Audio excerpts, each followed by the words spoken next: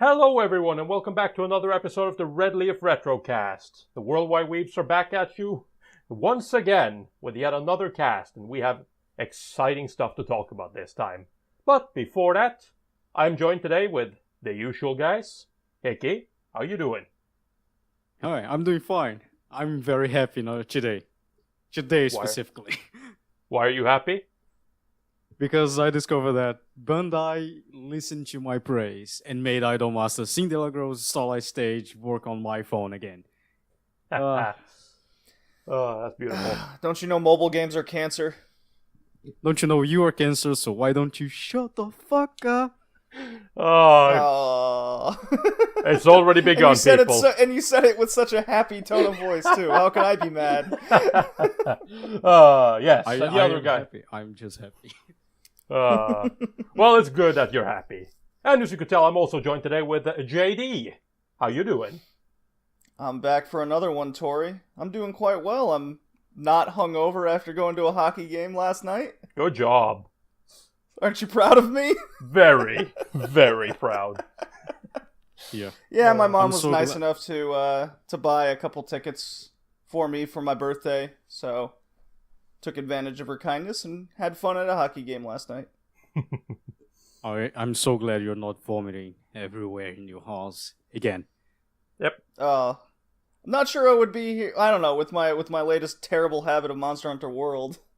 Yeah. I did not stay up till 4 a.m. last night, so hooray to that as well. That is also an achievement. Well, anyways, let's not get hung up. How are you, Tori? Oh, I'm doing fine. I've had a pretty boring day. Nothing's really happened. But, it's been fun. Well, Sunday is Sweatpants Day, so it's supposed to be boring. You know what? You're right. You're absolutely right. So, yes. Well, before we go any further, I'd like to tell you all that we have a review. What? I know. We got a review on iTunes. This is good news. This is good news. So, does anyone want to read it, or should I read it? You do the honors, Tori. All right then. Let's see. You are the man of the hour today. Clearly. So yeah, we have a review by The World Ends With Meh. And that is John from our community. So thank you for the review, John. Let's see. And he wrote... Much appreciated. We also encourage everyone to get us a review on iTunes. Of course. Doesn't have to be 5-star like this one is. Just give us any review. And we'll probably read it on the podcast. Actually, we most likely will.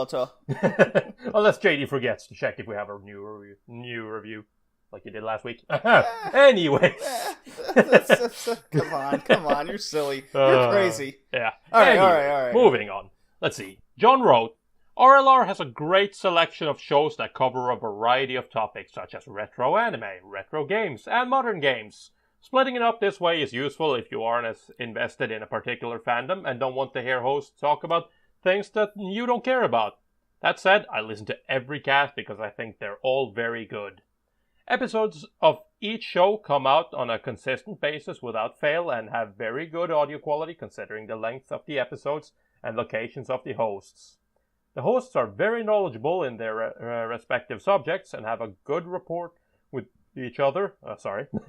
Occasionally, I find myself laughing out loud because they can be quite funny at times.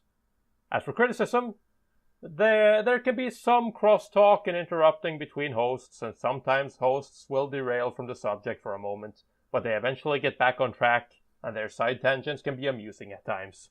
I should also emphasize that their episodes are very long, and there is a lot of build-up to the main subject of their episodes.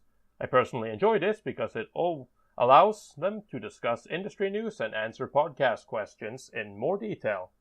But I understand that might not be everyone's bag.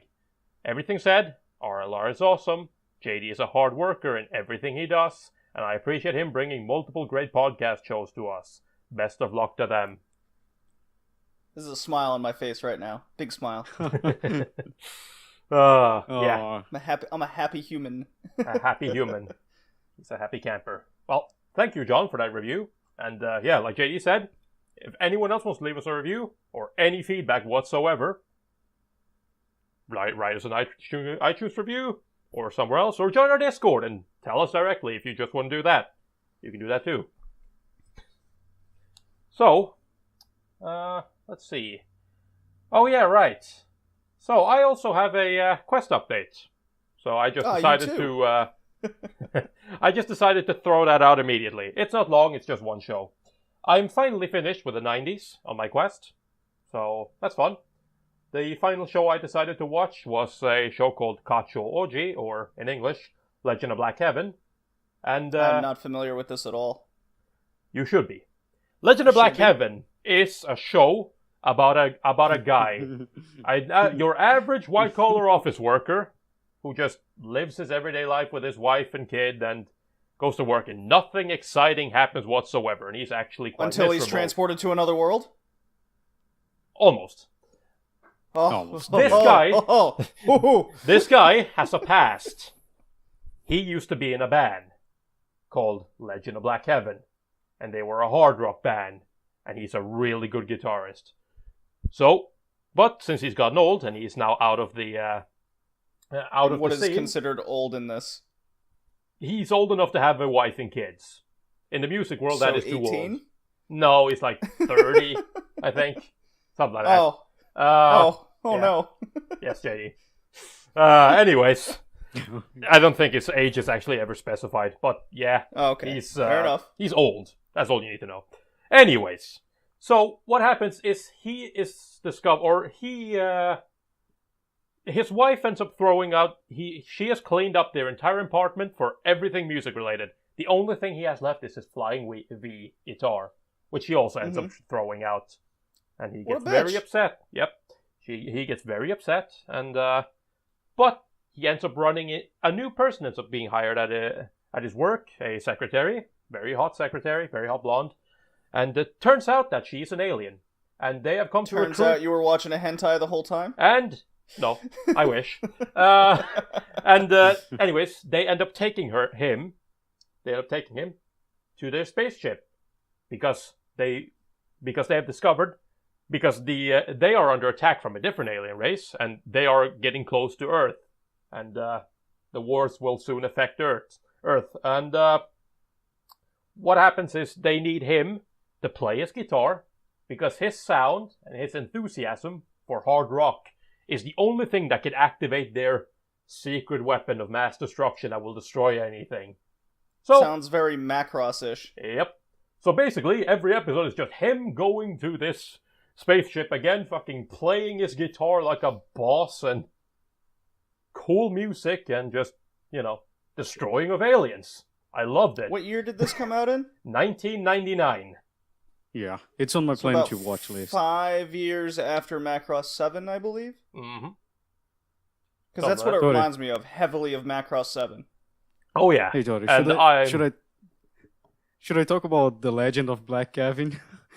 The Legend of Black Heaven? Yeah. Me and Tori, we were talking some days back, and because of his accent, I thought he was talking about The Legend of Black Kevin. I was understanding instead of Heaven, I was understanding Kevin. I was like, and so I came up with an anime about this rapper, American rapper dude, very black. He goes to Japan to try to be famous, and it's just his slice of life. And then and there's like, it is basically like Moe grows slice of life in high school life, with weird, awkward situations and stuff like that. So he has one of the episodes would be his Japanese friend trying to say he was his nigga, but since he's Japanese, he doesn't want to be racist. So it's like all the episode is about trying not to be racist, but like show that you understand the rapper dude. I thought it was amazing, an amazing idea. Someone should make The Legend of Black Kevin real. I agree. This needs to be a thing. I'll watch it. Well, what'd you think of it in the end, Tori? I really like Legend of Black Heaven. It's not Kevin, Heaven. It's just my kind of show. I'm into heavy music. I'm into hard rock. I'm into heavy metal. So just for kind of seeing a show that is just like shares my love for this type of music, and it's just like, even though it's very dumb and very not well put together, and very much a product of its time. Even it's still just so much fun. I really enjoyed it, and yeah, I honestly recommend it to everyone to give it a shot. It's worth the watch. It's dumb. It's stupid. Like, you don't expect serious, like, alien battles or serious relationships or anything. It's just a guy, and he used to be a, hard rocker, and now he lives his mundane everyday life, but he gets to fight aliens on the side. Sounds kind of all over the place. Oh, fun nonsense. It is. Much like the anime that we're going to discuss later, which is... Oh, later we're going to discuss Gokuu Midnight Eye, or Midnight Eye Gokuu. So, yes, once again, that is Google Glass Gokuu. That joke will make more sense later. Yeah, you'll know what that is. So, anyone else have anything to add here on the quest? Yeah, I finally finished a few shows on my quest. You did? I did. So I'm on pace to get my New Year's anime resolution done. I watched. I finished Tiger and Bunny finally, Mawaru Penguin Drum, and Usagi Drop. You watched Usagi Drop in a day, didn't you? I did. Damn. Yeah. A very easy, enjoyable watch. It's, in my opinion, the best anime from 2011. I'm proud of you, JD. Watching 26 episodes in one day. I hope Usagi Drop's like 11 episodes, buddy. Yeah, it's Usagi not that Drop. long. Oh no, I was talking about Mawaru Penguin Drum. Oh no, that took me a few weeks to watch. Hopefully one day you'll be like me and watch like 40 episodes one day. The last anime I watched over 20 episodes in a day was Major Season 2. And the last one before that was One Piece, or Detective Conan, or whatever. Those haven't ended. But I definitely watched more than 20 episodes of those shows easily in a day. I was about to say. That's what I meant. You watching more than 20 episodes a day of those shows. That is sad. I wish there was more of Usagi Drop. Watching 20 episodes of One Piece one day sounds like torture. Yeah. No. I agree. No, it's really easy now because half the episode is just recapping. So you skipped the recap? Absolutely. Oh my god, this guy. Actually, I understand. It feels like every episode's about 12 minutes. Show. Yep. Oh, man. That does it for me, though. That does it. Iki, you got anything? I'm still trying to watch Oreno Twin Tail. I can watch that show. Like, I identify with the villains. It is so fucking hard. It's like, the villains, they are just misunderstood perverts. They don't want to do evil shit. They just want to play hentai games and, look at Twin Tails. I'm like, okay, sure, I can get behind this philosophy. So yeah, I don't know, it's hard for me, like, because like the main guy wants to be a villain. He identifies with the villain as well. I'm like, I guess. Oh yeah, no, Twin Tails was a weird show. That's for sure. I'm not familiar with it. You don't need to be. Yeah. No, all right. Well, then I'll just take your word for it. Yeah. I won't worry about it then. You won't. Okay then. Well, let's move on because we have some news to discuss. Mostly just kind of interesting and fun stuff. A little bit of news, but so there's been some happenings lately, and one of the happenings is that a contract or a subcontract studio, or just a show, like a studio that will, like bigger studios will hire in and they will help them finish animation and whatnot for shows, called Studio One Pack.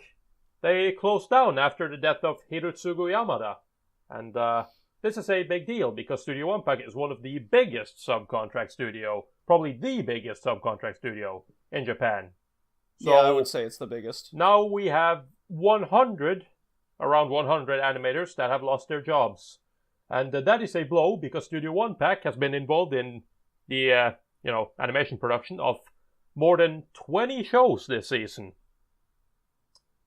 In some form of another. Yeah, in some form, but it's usually in animation. And That is, we might see some impact on that this season, since they all of a sudden, since a lot of studios all of a sudden lost their help, and we're talking studios like, Wit Studio uses these guys, A1 uses these guys, like Toei uses these guys. There's not a studio that just, the small studio uses. Everyone is familiar with One Pack and use them in some form. So yeah, even if you're not familiar with the studio at all, just look up almost any random anime, and you'll see at least one episode that they worked on for that anime. Yeah. Yeah. They started back in You It's probably almost a never heard guarantee. about it. Yeah. You probably never heard about Studio One Pack, but you definitely watched the show they were part of. Yeah. Since their founding, they've been, involved in over 2,000 anime projects since their founding, so they've had their hand in a lot. They haven't done much, I have the list and they've here. done nothing It's original, but, I have the list. It's very big. Yeah. Like, they And we're worked on not gonna- Amanchu, recent anime, Attack on Titan, Benji Dream, Battery. Yeah, Oh, shit. everything Mark from good One. to bad. Oh, yeah. Yeah. Like you expect from an in-between studio. They don't really pick and choose Right. their shows. They just kind of get contracted to help out where it's needed. So yeah, and they've also been responsible for sending a lot of talented animators out into the animation world, so it's a shame. Probably, like we've discussed, it most likely won't have any long-term effects on the anime industry, but short-term, you'll probably notice it a little bit. So, and mostly it's just a shame that, 100 people ended up losing their job in a single day. That's never fun. No, it's never easy to just all of a sudden be told you lost your job. Yeah. Yeah. Especially how it decided to close, the founder Yeah, it died, seems and really they weird. decided, like, you know what? Without that guy, it doesn't have a reason to this company to keep going. Yeah. Like, That Very just seems weird. very strange to me. It does, but, that's just how it is in Japan sometimes. It's considered that guy's Probably. company. It's like, with him not there anymore, it's like, what's the point? yeah, he was the guy with the whip.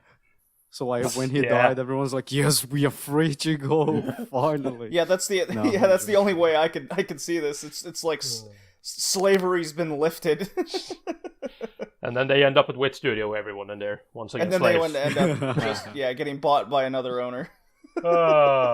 Yeah. And, you know what, I'm just going to go right to that. Because speaking of Wit Studio, Netflix has announced business alliance with Production IG, Bones, and Wit Studio. Cool. That is cool. Expected. Yeah. Realistically, Because, I it is mean, expected. The next two big Netflix animes will be Be the Beginning, which is Production IG, and Project Ico, which is Bones. So they were, you can see they were talking. Which studio? I don't know why. Like, I don't know why Netflix will make a deal with Wit Studio. Probably because it's cheap. Because they fucking do slavery. I don't know, the way everything I've been reading coming out of Netflix getting into the anime industry, it seems they're changing the way the industry functions at a base level. Yeah, I know, but like, why Wit Studio? Because Wit Studio is Because not Wit a good studio has to Attack work on Titan. with. Wit Studio is in Like, it's in the win right now. They are definitely getting up there Yeah, in but, like, terms of popularity. Netflix can just buy the rights to stream the next season of Attack on Titan or Cabaneri or whatever. But Oh, they're definitely gonna get a hand on this, and they're gonna take over slowly, and it might be for the best. We'll see. We'll I don't definitely see. think But so. yeah, Like, I see Netflix giving money to make anime, but like not buying the streaming of other ones because they will have their own anime. Well, we'll see. Like I told Hickey, I'm just looking forward to that day where we're sitting there and Netflix is producing like 90% of everything that comes out in the season and is streaming on Netflix, and the entire world is getting it simulcast except for the US because, that's just how US Netflix is. Still super funny. That's never not going to be funny. It's been so, like, for somebody like me, it's just been so long of hearing the US has this, that. And I'm just in there like, yeah, I have nothing. And now I finally have something that the US doesn't. Fuck yeah. It tickles your ego. Yes, it does. Because it's a long time coming. Yeah. And I'm okay with laughing along with you. Yes, because you have access to to Canadian Netflix, don't you? Or German Netflix, or whatever. Both. Even better. It's very useful. I gotta watch the shows that come out there, and I gotta keep up my German. Yeah. No, like I told Hickey, I don't have a Netflix subscription, also because I don't really watch stuff on Netflix. But if Netflix is going to get more and more into anime, I'm probably going to have to get a Netflix subscription. You might consider. Yeah, I was thinking of getting rid of mine, but no. Yeah. Oh, fucking damn it. Well, you can. At least the service is stream later. like, yeah. Well, no, like at least I think I can. I prefer paying Netflix than paying Crunchyroll because Crunchyroll service is very bad. Lately, it became very, very bad. Oh yeah. So yeah, since Netflix is getting on anime, I guess I'll have to. I'll probably keep both, but you know, if I have to choose one, I would probably go with Netflix. Probably, but it depends who gets the more anime. That's where I go. Well, I mean, it's not only who gets. It's not more about who gets the more anime. It's more about can I watch without a thing like breaking on me every single time. Let's rephrase it. The one that gets the most anime that I'm interested in. Yeah, like what is it like? What is like? It doesn't matter if Crunchyroll has most anime you like if you can't watch it because the player keep breaking and like freezing, like it happens to me a lot. I don't know. I don't have that problem. Not as much. I haven't really experienced like breaking and freezing, so yeah, I'm not plagued by that. I have had noticed a couple times now recently that Crunchyroll site has been like you try to load it and then it'll only half load. And you have to reload it, and that's a bit annoying, but. Such as life sometimes. Brazilian Crunchyroll needs to step up the game a little bit. Yes. Sure does. Anyways, so in other fun news, a popular show of this season, Darling in the Franxx, has been banned in China. Has that been confirmed, or was it just a rumor? Nope, it is confirmed. It is banned in China. You are no longer allowed to watch Darling in the Franxx in China due to explicit sexualism. But that is the fun part of the... Citrus is fine. It's lesbians. Everyone likes lesbians, JD. Everyone like gay girls. Didn't you watch the Demolition D video about Sonohana? You backpedaled so hard into a state of heterosexuality. Slow Start was also banned. Well, it probably took way too long to start. Oh, classic. What a joke. So yeah, I just thought that was a funny mention though. It's like it's just typical China banning something that they don't agree with. So you know, Darling in the Franxx being banned in China, it's funny. Yeah, it's reported as child pornography. Expected. Of course it is. Oh. And Citrus is okay. According to the Chinese like libel laws or whatever it's called. Mm-hmm. But only after the fact. From what I'm reading. Only after the fact. Yeah, some Chinese feminists feel offended by the drive pros in the show. Of course they do. Fucking feminists everywhere. God damn it. Always gotta ruin it. I guess. I'll abstain. Sexualization is okay as long as it's lesbianism. Come on, Hickey, you can't say you abstain when we're going to talk about the next thing we're going to talk about. Oh my God! Well, China's being China. Why am I not shocked? Yep. And the last thing I'd like to mention is for all you MMO junkie fans out there, the director Kazuyoshi Yaginuma. Well, he's basically been confirmed anti-Semitic, as he really likes, on Twitter he tends to like stuff like Hitler apology, like apologist tweets and books and whatnot, and just, blaming the Jews. So what you're saying is, if you like MMO Junkie, you support racism? I'm not gonna go that far, but the director definitely is anti-Semitic. So you know. All right. Well, I mean, I'm I a don't firm care. believer where sometimes you have to separate the artist from the art. For sure. For sure. I mean, Yeah, definitely. there are plenty of cases like that. Like Louis C.K. is a prime example right now in the news Yeah. of separating his groundbreaking comedic style and his comedy from who he is. Mm-hmm. He may be a person with strange tastes in certain aspects of his life. Oh, come on. to put that lightly, but a fucked up comedian? Could nobody see this coming? yeah, I know, really. I mean, shit. I went to when I was in my late teens. I went to a Doug Stanhope stand-up. He's a stand-up comedian from Houston, and he pulled his dick out on stage. So nice. comedians being crazy and hopped up on like coke and shit isn't out of the realm. Yep.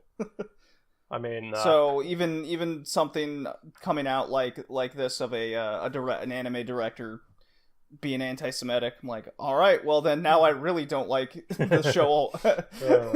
yeah. I already didn't care for it. Now I gotta hate the director too. Awesome. I liked MMO Junkie. And I don't care about if the guy is or isn't anti-Semitic. Yeah, no. Not like JD I said. really don't care. Like JD said, you gotta separate the separate the art from the artist. Like, I'm poking fun at it because I think it's funny. Ultimately, does it bother me?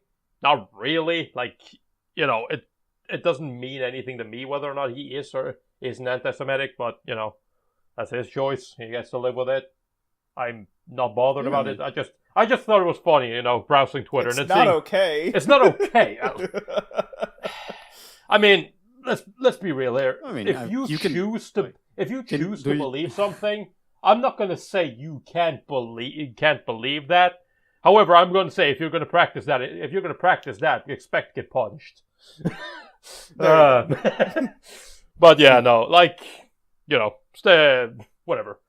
Let's just not get into that. That's a whole debate for another time. I don't think it's a debate at all. Well, I mean, do you want to go there, JD? Anti-Semitism is bad. Anti-Semitism. Oh boy, it's bad. Anti-Semen is bad. Anti-Semen is bad. Oh no! I heard the director from MMO Junkie is an anti-Semen. What? Probably. We can go on that debate. Yeah, he's Japanese. They don't believe in reproduction, so that's what that means. Yes. Definitely. Oh no. Oh god, we're going way left field now. Yep. I mean, we welcome. gotta stay true to that review we just read. That's true. That is true. That means I'm sitting here for the next 5 hours. Great. Oh, boy. No, I don't think it'll be that long. Yeah. It's only 3 hours, Seiki. You're fine. Anyways, so do you guys want to jump into some questions? I'm up for that. All right then. So, who wants to start reading questions? I say JD. Hooray! I shall do that. Alright. At what point is one reading too much into a series? Okay. First of all, I don't know who asked that, and I don't care. The fact is, it's a good question. I mean, it says in the document, but okay. It was Joel. It doesn't. I have the agenda in front of my face. Was it and Joel? There is no. Yes. I think it was Joel. It says so. Okay. After the third question, it says in parentheses. It says senpai. Anyways. I just watched Mawaru Penguin Drum. Okay. And there's a lot of debate because the show is heavily involved in symbolism and circumstances in the show, meaning more than just what it means on the surface. However, I don't believe the show is as deep as people imply. Now, there is the case to say that how you interpret an artistic piece or what have you, then that is what it means to you. There's a point in the series where it's called the child boiler, where kids go to essentially disappear. Does that mean that the kids are abandoned by their families? Does it mean they've given up on life? It could be any number one of those things. What it does, Matt, when you start reading too much into it and start taking the symbolism for too much, then you're missing the point of what's actually happening in the show, if we're sticking to anime. And that's what I took Moaru Penguin Drum as. I had to keep the symbolism as a simplistic viewpoint on topics, just so I could keep up with what's happening in the story. And I find that happening with a lot of other shows. Tatami Galaxy is another good example of a show like that. So that's my point of reading too much into series. Sometimes you just gotta keep it simple, otherwise you're gonna lose the show. Yeah. Tori, you watched Maru Penguin Run as well, right? Yes, I did. Okay, so let's use that series as a point of conversion to this question, so like people can actually understand better what we're talking about reading too much into a series. Because I think that's gonna be easier. Sure.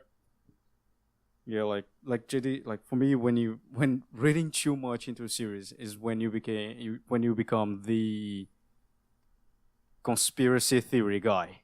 Okay. It's all connected. It's all connected. And only you are talking. Only you are talking like that. That is like that's when you. Oh, you need to so calm you're down. saying what you're saying is on the topic of that with how one of the characters was interacting with the guys in black, and how that was, as the show would put it, it was fate from the start, and every single point of that was connected to each other. Yeah, no, like when you start, like I think reading too much into a series is when only you can like see something. Only you see it, and no one else does. Yeah, only you see it, and you take it as true. Like people were doing with the, like we discussed that on Discord. People were doing with Devilman characters. They're going like talking about their sexuality. Oh yeah, and Devilman, the new Devilman charts. Crybaby. Yeah, the new Devilman Crybaby. People are going insane with that. Yeah. Yeah, like, That's where it I always think, goes, right? When you start discussing things that are not the focus on the series, and the series doesn't like, sometimes they touch it, but like you see it's not a point. For example, the point in Mauro Penguin Run would be the terrorist attacks, the kids. Yes, yeah, the guys in black and everything. Yeah, and the kids and things like that, and the interactions between the brothers and the sister. It's like, but when we start seeing things that doesn't connect to the series at all, and it's not on these points, I think you're reading too much into a series.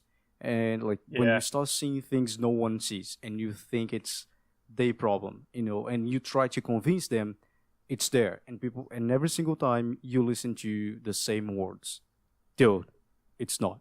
There's nothing like that in that series. You're reading too much. But also you have things like Angel's Egg, and what is that other one? Lane. Was it Lane? Where we had a long discussion over Lane. The directors came out and said, yeah, there's no meaning at all. And so like you can make your meaning and sometimes it can be dangerous because some you don't know if you look like if you're seeing too much inside of the series or not. And other times, like, no, you're just going out of craziness, and sometimes you want the series to be like you think it is, and and that's like, I think that's when you start reading too much into series, when you start projecting your desires on a series that you didn't made. It's not your writing, it's not your direction, it's not your work, and then you start pushing on other people and on the anime itself your convictions. That is reading too much. Tori, your time. I very much agree with Eki. I think, and I need to use this as an example because it popped into my head immediately, and that is that's not even anime, but it is the movie The Shining. There are documentaries, and there are many like conspiracy theories made on this. There are there's a documentary even fucking detailing the conspiracy theories behind this, and it revolves around anything to like that people are claiming that the Shining, it spells out who assassinated John F. Kennedy. It proves that America faked the moon landing, like stuff like that.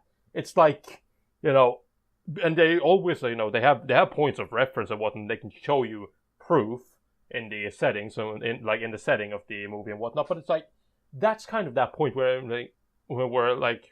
I think it becomes people too much. Start going crazy over the message. Yeah. Stanley Kubrick films are filled with people going way overboard with that stuff. Exactly, right? That's because you're also starting to look for anything that fits your narrative, delusion. Right? It's like when I watched Lane, I couldn't, for the life of me, get rid of this problem because I had people talking to me about this, and they kept telling me, look for the number 7, look for the number 7, look for the number 7, look for the number 7. It's like, it's the number 7. Like, calm down. No, it's key to the series. That's like, I've been told why, because everything ends with a 7. But it's like, again, that's to me a conspiracy theory. Have you seen the movie Number 23? No, I haven't. With Jim Carrey? It's very much like that. How everything's connected to this one number. Yeah. And I mean, fun fact, guys. My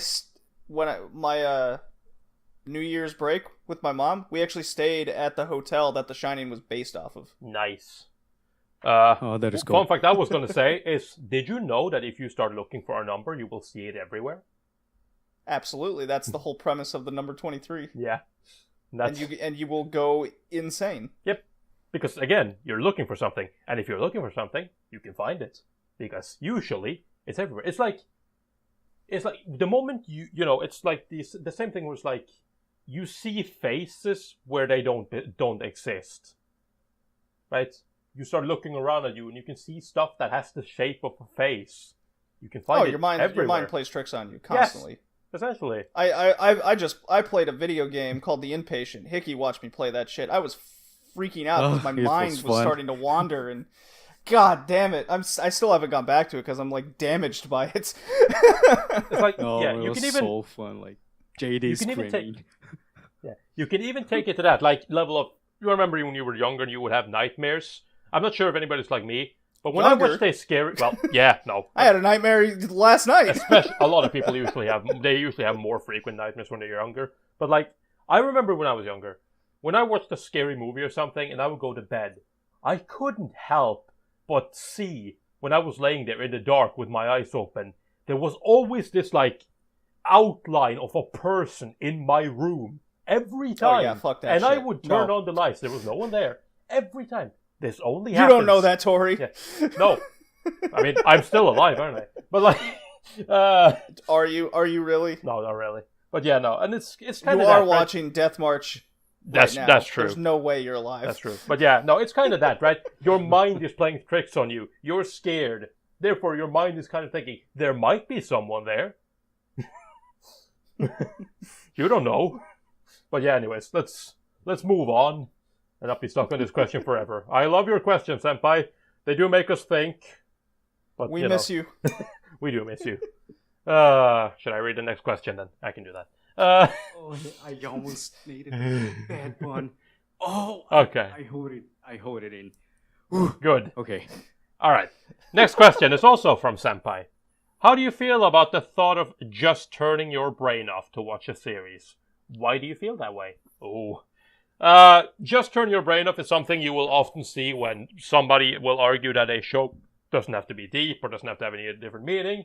They'll usually just say, oh, it's just for fun. Just turn your brain off. I think that's a dumb statement to make because, realistically, you can turn your brain off. And if you could, you shouldn't. Please keep that thing on. People need to think. Think about your actions before you do them. Usually a good little advice right there. But yeah, I do agree that like I understand the argument because I do agree that everything doesn't need every plot doesn't need a subplot and a deeper meaning and an underlying narrative. You can have a straight comedy and it'd be fun, right? There's nothing that says, oh, but it's just a straight comedy. Konosuba comes to mind. Yeah, right. But again, ultimately, saying just turn your brain off as a point of reference to say it's fine that a show doesn't do anything.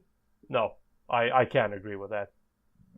A show, ultimately, it comes down to whether or not I'm entertained by what they're doing. If I'm not entertained by, people going around eating food, well, guess what? I'm generally not going to enjoy a show about people doing nothing but going out, eating food. Your brain turns off in a different way, as in you passed out from boredom. It's not even that. My brain doesn't turn off. I get angry. I get angry. But yeah. How about you guys? Well, the expression just turning your brain off. Okay. I think it's a very comprehensible statement, especially because when I'm sitting here, oh, but I really like subplots and I really like everything. So turning my brain off sounds like an insult. You need to understand that turning your brain off, when it began being used, it wasn't that bad of a thing, it is a common statement. Oh, go watch the show, but just turn your brain off. It means, oh, don't go looking up for major subplots, very intricate on the stories and character development and anything like that. Because don't look for the number 7. Find it, Yeah, don't look for the number 7 because you're not going to find it, and you might get angry with the show. You might get disappointed with the show. You might say the show is bad when the show is not bad. It's just that it didn't meet your expectations. So turning your brain off for me, because I remember when people started using that. It was 4 years ago. People really start using turn your brain off. It's lower your expectations. I don't know. I've been using the turn your brain off thing for as long as I can remember. People really started using this thing to anime. When you had moe explosion in anime, especially with moe. But you don't for example, you don't see a moe show. Yeah, you don't see a moe fan going to another moe fan and say turn your brain off. They just don't do that because turn your brain off is an expression to lower your expectations. You know that you're not going to have anything big, major happening in a moe show, in a comedy show. So but when you go to a fan, for example, Joe that really likes the plot, really likes character development, really likes those old shows full of convoluted plots, and say to him, oh, turn your brain off, he might get it as an insult. Oh, you don't need brain capacity to watch this show. And this might be, this can be transmitted as something very, I won't say offensive, something you shouldn't do. And then they won't, quote unquote, turn their brain off when watching a show, and does, it will be the same effect they said. They're going to say, oh, the show is bad, or the show is The show is bad because it is bad. The show is bad because it didn't meet my expectations. Those kind of things. When the show is not really that bad. I think it's with time, this expression like changed meaning a little bit, and people like really start using that for everything. Every single show, just turn your brain off. It became not a know you, but it became a okay, I don't care anymore what you're saying. Just turn your brain off and watch it. And when you discussing with people and you don't give an actual reason for the person to watch it, the person might get like upset or anything like something like that. Get upset with you. Like you saying it's a show for dumb people, or you're saying like I don't need my brain to watch the show. What turn your brain off me? Which, like I said, it's just an expression to lower your expectations. You're not gonna find anything spectacular in the show, and probably that's why the show is good. I guess that's it. For me, it's always been switching gears is probably the better term I would use. But yes, me just watching anime is turning my brain off, because I watch anime to escape the mundane, stress-filled life that I live, or at least used to. Not right now. It's every day stress-free, except the finding a job part. But anyways, the point is, if I'm crunching numbers and doing calculations and whatnot, 9, 10, 12 hours a day, yeah, I want to turn my brain off. Whereas I would rather say switch gears, because if I just keep my brain in that state of mind, I'm going to go crazy. So just watching any anime, to me, is turning my brain off. And I feel that way, so I can at least have some stress relief. Yeah. I mean, even I would say, if you want to avoid people like having that moment where they expect something that isn't there, and instead of using terms like just turn your brain off, I'd say probably the place you should start is when you want somebody to watch something. Please don't do that dumb thing where it's I won't say anything because spoilers, but try to actually explain what the show is. Not giving anything away, but try to actually explain what the show is, because if you can properly explain to somebody what a show is and what it does, there's a higher chance that they might go into it with the right mindset, rather than I won't say anything because spoilers. Yeah, it's kind of irritating. I've been hearing that a lot more the last few years. Dude, I get so annoyed by that, because the amount of times what's it about? The amount of times I've been called out for saying what happens in the first episode. The same thing that it says in the synopsis. It's the first episode. Yeah, it's literally the synopsis. It's like I haven't spoiled anything. Right? They haven't started anything. It's in the freaking summary. Yeah. Did you know Moby Dick? Did you know Moby Dick's about a whale? Whoa. Great, now I can't read. You lost your ability to read? Yeah, well. I mean, I'm really trying to not use the expression turn your brain off anymore. Yeah. Usually what I do is I explain the first and the second episode, and then like say the mood of the show, and give a hint at the end about the end, like, oh, the end is fine, or the end is not that good, because the person will go with that expectation and might be surprised or might agree with me, but he won't like turn his brain off or turn her brain off. It won't shut down on the show before it's even started. I don't have a problem with the expression. Just let's say that, because I understand the expression, but since it became so mainstream saying that, and it is getting such a negative connotation to most of the community, I'm trying not to use it. Alright. So, should we move on to the next question? Sure. Do you want to take that one, Hickey? No, I'm not have it open. Okay. Change locations a little bit. I'll just read it then. What's the most overused trope you still enjoy? Easy. You know what? Okay, yeah, Hickey, go. Chigoku, toast in the mouth, running out of the room. That is my favorite trope. It's not getting used anymore, which is sad, but it is my favorite. I don't know why. I just like the toast. I actually watched that. That was in the first episode of Gundam Age, and I'm like, oh, already? Oh, I like it. I like it.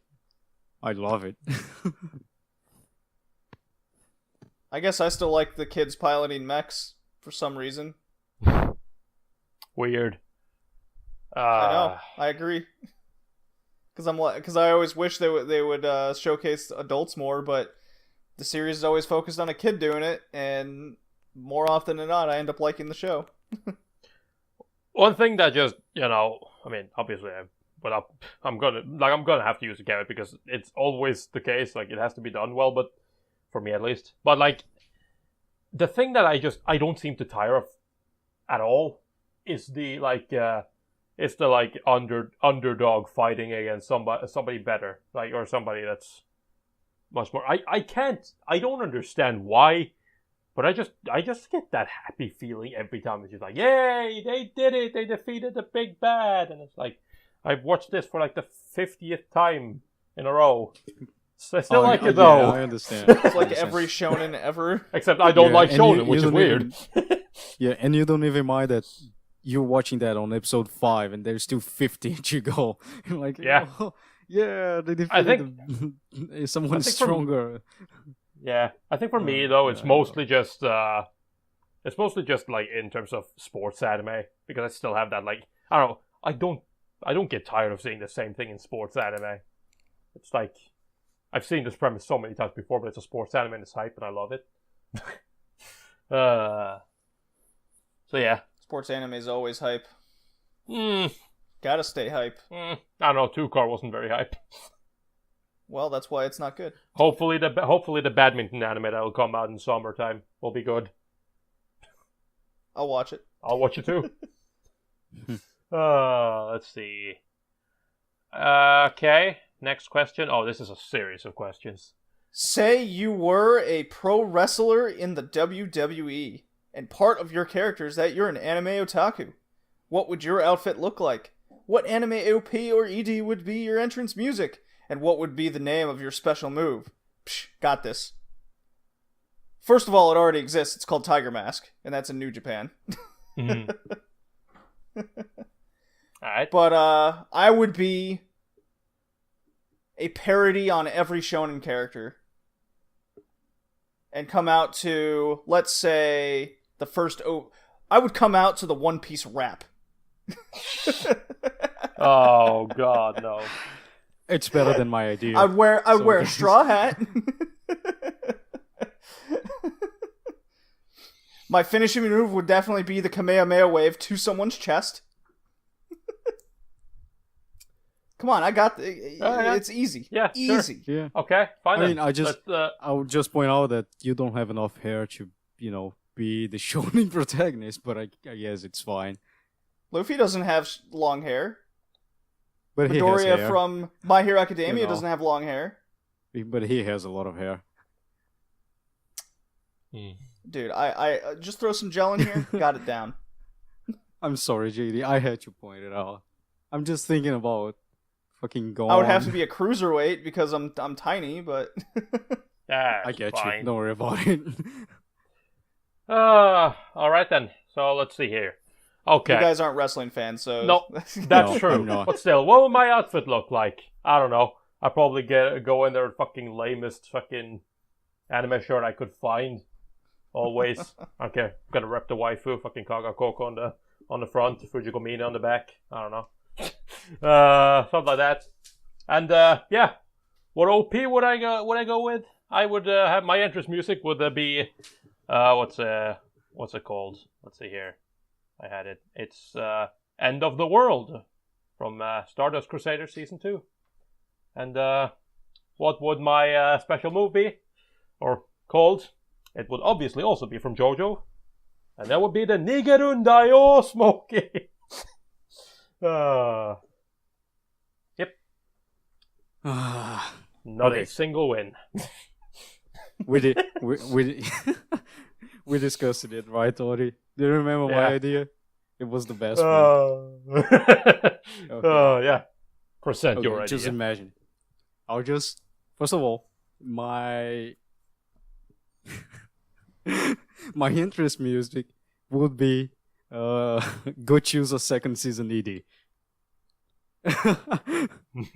I don't know, Hickey. I see you as Hang on. For a WWE character, you could easily be a crazy Love Live fan. Shut up, JD. Let him talk. Yeah. No, my name would be my. Well, if we can talk names, I would go with the Weeb Master, because that is basically Weeb my Master? title. Yeah, the Weeb Master with the at, not a just like Idol Master. Anyway, then like I would just come with a maid outfit, but when I step in the ring, the You would opening. be a trap character in No, wrestling. hang on. Hang on. When I step in the ring, the first opening of Rage of Bahamut, Virgin Souls start kicking out, and like I just rip off the maid outfit, and I'm using a Fujonshi, just like Heihachi in Tekken 3. You don't know what it is, right? Is that sumo wrestling thing, white, with my bare buttocks. Oh, just like Heihachi in Tekken 3. It's horrible. Balls hanging out and everything. Tekken 3. My special move would be Dakimakura back throw. Yeah, that sounds fine. A reverse exploder suplex. Yeah. Yeah, but called Dakimakura. I feel you. I'll just pull out a Dakimakura cover or a body pillow cover, put on the person, and then do the throw. It's WWE. I can do that, I think. I don't know. Sure you can. Okay, great, awesome, You can do whatever you want, man. The booking's there. great. The script is made. The character's over with the audience. I will moe kill the shit out of people. All right then. So let's see. Here comes a series of questions, but let's just quickly answer them as because they should be pretty simple questions to answer. And are there a any... lot of yes or no answers? Yeah. Are there any OVA or movie sequels to shows that you haven't seen yet? Yes. Yes. Yes. Are there any particular reasons why you haven't gotten to them yet? I don't tend to watch OVAs or movie sequels I try to watch, but OVAs, not really. Yeah, I think. Yeah, it's like I said. I don't have the interest in watching them, especially because sometimes it's just filler, and also availability. It is hard to find. They are generally tougher to find. With modern day anime with OVAs and first of all, the movies are generally just recap movies, so there's no sense in watching them anyways. Well, he specified movie sequels, so that kind of eliminates the recap. Not necessarily. If it's a sequel, yeah. It's not a recap. Not necessarily. I don't know many shows that have a movie sequel. Not many. I think that was more common before. I know Eden of the East had a movie sequel. Strike Witches has a sequel movie. Girls and Panzers have a sequel movie. Yeah.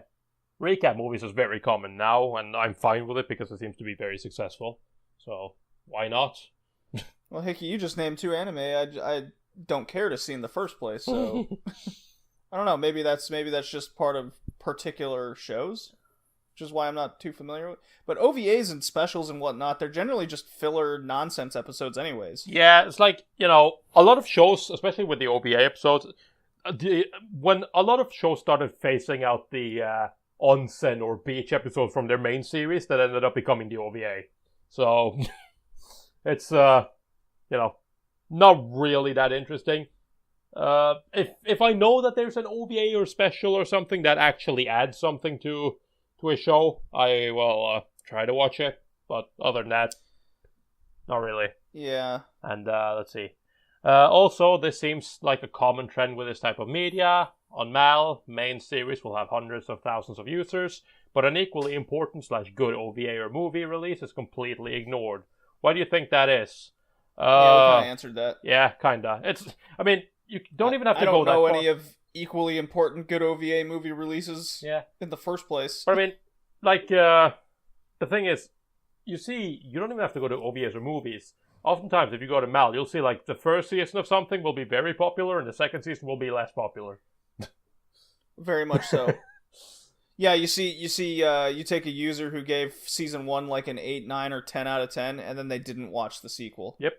Because they fell out of the fandom. Essentially, or just completely forgot that the series even existed because it took a break. And then, out of sight, out of mind. Yeah, there's a number of reasons, but they're all possible. Yeah. I do need to watch the Food Wars OVA, because apparently that was relevant to the story, but I had no idea. Yeah, that happened. But it also didn't come out in the West. Yeah. Well, gotta go and find it. Also, I noticed that when I watched the Konosuba OVAs, it felt as though I had never left the series, and I was able to enjoy both episodes earlier, so blah, blah, blah. Has there ever been a series that you stopped watching only to pick it back up a significant amount of time later and still enjoy it as much as you did previously? One Piece, Detective Conan. I do it all the time. Of course you do. No, I try to finish my shows, and if I don't, they end up in the drop list or on hold, and the on hold is technically my second drop list, so... so yeah, nah. Naruto, Bleach. Yeah, just about any shonen, long-running shonen show. Gotta take a break and then just go back to it later. Yeah, nah. I don't really have that experience. I've done that with quite a few Quest shows. Like first season of Yamato, and then watched a bunch of series in between. Then I'd watch the second season. Oh, okay, yeah. No, if we're talking sequels, then yeah, I do that technically with everything. I don't tend to watch stuff back to back. I tend to watch like season 1 and then maybe like a year later I'll watch season 2. But so in that case, assuming that both are already out. Yes, of course. Yeah. But yeah, if we're talking just simply like a single show where I will stop and then pick it up later, no. But if we're talking sequels, then I don't even remember what shows I've done this with. I've done this with so many, and there are even still a lot of shows that I've watched the first season of that has sequels that I enjoyed, but I still haven't gotten around to watching the sequel, so ask me the question again in like a year or two, maybe. Definitely. I don't remember a single series, because, like I said, usually I watch an entire series in one day, except if I have a bad time with, like, Ore Twin Tail. But anyway, usually like sequels I don't watch back to back as well. I usually give a month of space between the first season and the second season. Yeah, I don't know. Maybe I think the second season of Mushishi, I started watching it. I watched like 6 episodes, and then I had to stop because of tests on college, and then I came back and it was the same thing, because Mushishi doesn't change a lot.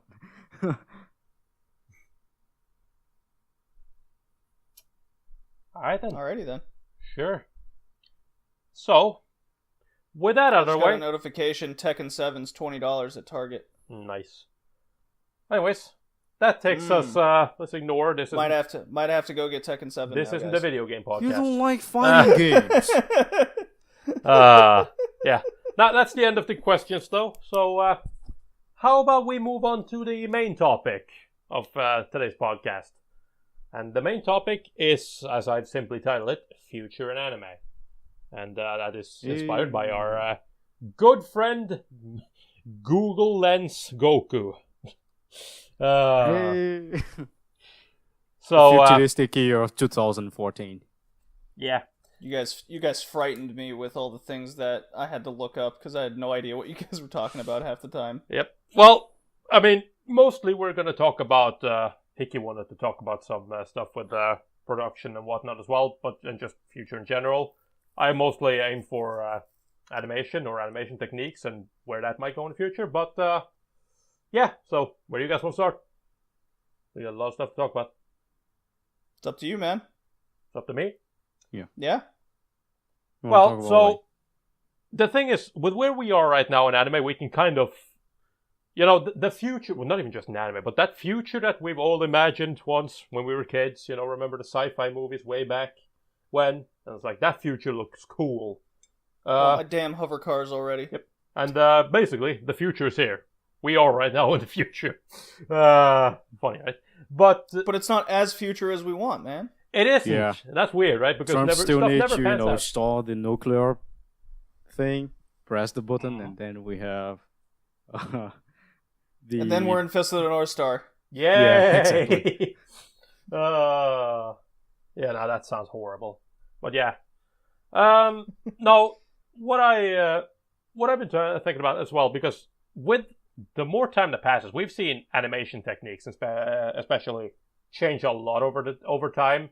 It started with the thing that everyone praises, the hand-drawn 2D cell animation, and just drawing by hand, and that's how animation should be. But as times have changed, animation techniques have changed. They have found ways to make stuff more efficient.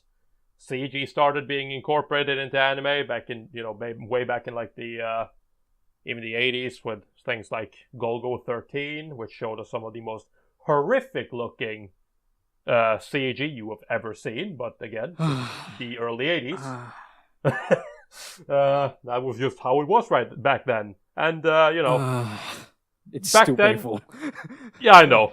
But back then, it was like, just imagine, that ugly looking chopper that they had there, those ugly looking CG buildings, that was very time consuming. No one knew how to use the software to produce these things, and it cost, just buying computers and having this cost them a lot of money. Now, CG is considered, cost saving. Kind of not true, but it doesn't save as much cost as people think it does. But, it's definitely also considered a time saver. And in certain elements, it is. It definitely is. There are things you can do on CG and digital animation that is faster than just simply drawing it by hand. But, like we've seen, stuff has obviously evolved.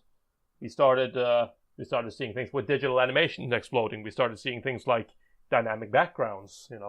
Now it wasn't just the characters moving in front of a still image. Now you could actually see them interact with the background, and the background would react. And you got to see such wonderful things, such as the oddly colored rocks that would break every time. Yeah. Yeah. And you just have... I don't know what you're talking about. That never happens. Never. Like this topic... Also Dragon Ball Z or Dragon Ball. Yeah, definitely not. I don't remember any different colored rocks. I think Blue Seed has a joke about that. Like the different color rock is... They're like, oh, you don't step on that because it's gonna break. And actually the one that it has the background color is the one who breaks, and they're standing in it. It's a very fun joke. Blue Seed has some funny jokes about animation because they use that, they use the newer techniques to joke about the animation. Like, the topic, like this topic came by because, first of all, thinking about a retro anime cast talking about the future sounds kind of weird, but not really, because if something that we realize, like at least I realized that a lot of anime from the 70s and 80s were following a trend that trying to see how the future would look like. Same with, for example, American movies. You have a lot of that. But not only that, after we did the Yamato cast, which is the other one, and like the last one, and like taking a look at digital animation and how different it is, how like the step forward, like the step in the future that Yamato did, like it was amazing. Imagine imagine people in the 70s watching Yamato. They probably never saw something like that. It was something very interesting. Especially like when I was thinking about that, I thought about Jurassic Park. I know it's not an anime, but all those dinosaurs, they are CG, and they were made in a computer doesn't have the memory capability of a smartphone today. And they did, like, if you ever watched Jurassic Park, it still holds up until today. You know, can you imagine like Absolutely. people going, like, can you imagine it was like 89 that Jurassic Park came out, something like that. Can you imagine people in 89 going to the movie theater, sitting there and looking at live dinosaurs on the screen? You know, it is revolutionary. It's something that, hang on, I might sneeze. There's a lot of things in the air. You know, going to the movie theater and seeing that in front of you, seeing a dinosaur, a live dinosaur in front of you, you know, that thing should be like terrifying. It should be amazing as well. And to anime, it kind of took a while, but like we starting to see that, you know, we're starting to see some stuff that kind of make our eyes shining. You know, start to see a little bit of the future that we might get probably not in the future, maybe in 5 years or so. Yeah, the very immediate future. It's very immediate. Yeah, you can see it even with and JD is going to be very annoyed, but you can see it in things like Hoseki no Kuni, for example. Hoseki no Kuni is a shining example of good CG, which is, you know, that's been a joke in the anime community for as long as I've been around, and even longer. It's like there's no such thing as good CG. Like fucking 4 frames per second CG. Like, nah. But here we have, first of all, here in Hoseki no Kuni we see actual CG at 24 frames per second. And what's even more interesting is that Hoseki no Kuni wasn't just conceived in CG. Hoseki no Kuni was animated in 2D, and they used CG to replicate the 2D animation. Obviously, the 2D animation was very basic and just used to show facial expressions and kind of giddy movements, but it made for very interesting results, because it is a show made for CG. It's not been adapted to, like, take on CG, but it's made to be in CG. It was meant to be like this. And yeah, definitely, because like when we talk about good CG, the immediate thing that comes in your mind is polygon pictures. You know, it is the first thing. When people like start with Knights of Sidonia, people are like, okay, CG might actually become something. But the problem with polygon pictures is that they have a very industrial-like mentality. And what happens is, although the CG is good, they still have the 4 to 8 frames per second CG, and they don't have a lot of facial expressions. The characters really don't have a lot of facial expressions. They usually smile and get serious. That is basically polygon pictures. But still, it was very good. It was very good CG. It was very good stories told in CG. Like after that, before Hoseki no Kuni, we had the Gensou movie. Or Gens Zero, I don't know. I think it's Gensou. Gens Zero, yeah. And the Gensou, Gensou movie is really amazing to look at. Yeah. But the problem with Gensou is that it looks like a video game. You know, it doesn't have the anime feeling behind it. It looks more like a cutscene from a video game. A very good video game. Like a very good looking video game, but still it looks more like a video game. But Hoseki no Kuni, it keeps that anime feeling to it. Yeah. It has 24 frames per second CG, and like it used the CG. Like one of the main advantages of having CG is the camera. Use the camera in ways that we haven't seen before. So like, you know, I think when like I know JD is probably hating, and I don't even know if he's probably went to the to the kitchen to get some beer as we talk about it. Here. But like watching it, I had the feeling of going to the movie theater and watching. I don't know, like the last time I feel like that was Avatar. You know, having that feeling that, oh shit, that the expressions, the movement, everything, it's something I never imagined to see in anime. And now I was one of the guys who joked that saying, oh, CG is not good, CG is not, but like Hoseki no Kuni gave such a step forward that the next CG anime series that might come out won't be the same thing as they were in they won't follow the Polygon Pictures formula, but they will get the Orange Studio formula with Hoseki no Kuni. Yeah. And can you imagine the future that we have more CG series in a season than 2D, but people don't care because it is good? And that is mind blowing. It is. At least for me. What I assume is going to happen then is you're going to have this split, because you do still have the 2D anime purists, 2D over everything. And for you, I have bad news. Well, I mean, it depends on how you take it, but there is a thing in the works in the 2D animation department, which is like an in-between frames AI. And what this is a program that is made to, if you input the key animation, it's supposed to make the in-between frames for you. Obviously, that's pretty cool. It's been attempted used, and the results are good enough that they can showcase it to people, but it still looks a bit a bit jerky, a bit off. But as you expect, this is still in trial stages. So it's cool to see where that will go, and that will also probably have a big impact on the anime industry in the future if that actually ends up getting implemented by people. The thing that scares me a little bit though is, in the process of making anime, and how the anime industry is already kind of tiny and kind of a bubble.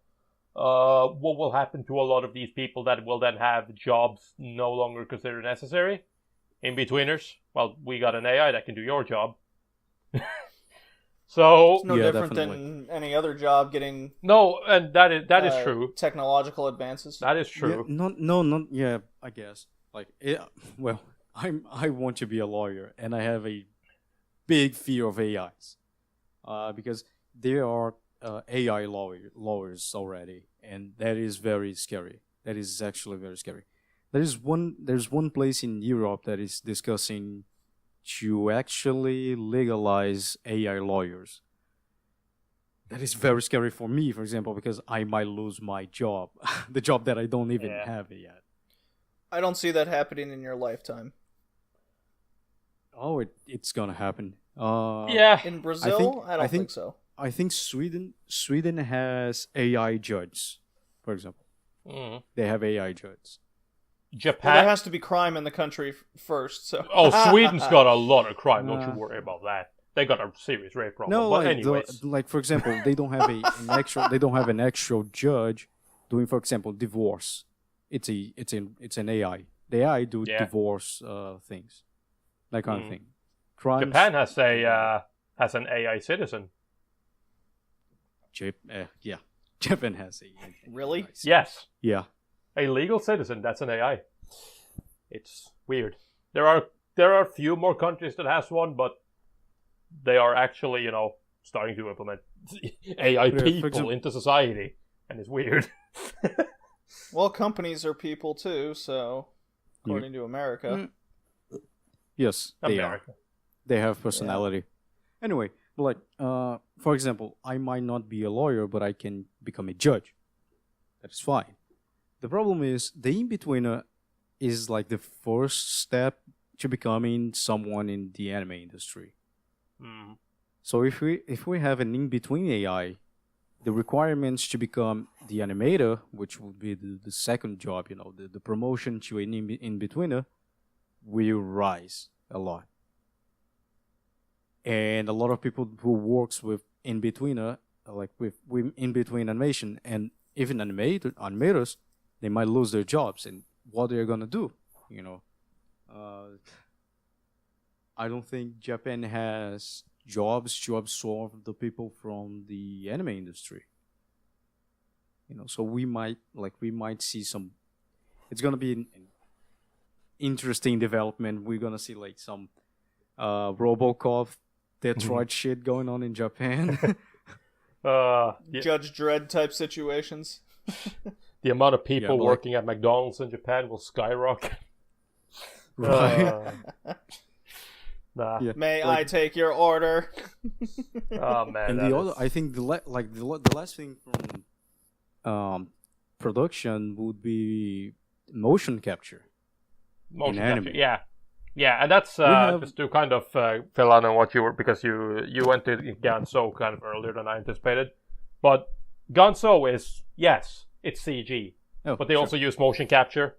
And what's kind of interesting with production there is that when Ganso was made, Ganso wasn't a project made how you would normally make anime. It was made, for example, they couldn't get voice actors in. They had to get actual actors in, because these people weren't just there to voice their characters.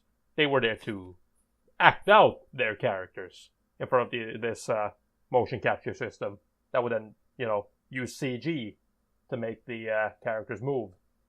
And it's like in Japan, it's the year it came out, 2016, I think, 2017. It ended up winning, to little shock. It ended up winning CG, like a CG movie of the year. It's a fantastic looking CG project. I'm not into Gantz, sadly, but I would like to see it, because it's definitely. It's just a good animated movie. Because or a well animated motion movie. capture, motion captured in anime, like TV anime. No, let's not talk about Genso, because Genso has some money behind. It's a movie, but like in TV animation, usually it's not motion capture. They use rotoscope, and we have like Flowers of Evil, which is it looks very bad. It does. But like when you have rotoscope, like you have rotoscope in one side and you have the motion capture in the other side. Although we see like the rotoscope in anime, we don't see a lot of motion capture. But motion capture recently is becoming cheaper, and we see movies like Planet of Apes, which makes an amazing job with motion capture, And who knows? We might start seeing that in more and more in anime. We might see a bunch of Genso appearing in Japan. We might see a shitload of Hoseki no Kuni appear in Japan. I'd be fine with that. And that is very, I'll as well be fine. Hoseki no Kuni season 2 when, but the problem is, I think what I'm thinking is the change of mentality, because like we are not used to seeing that. We are used to the animators don't receive enough to live in Japan.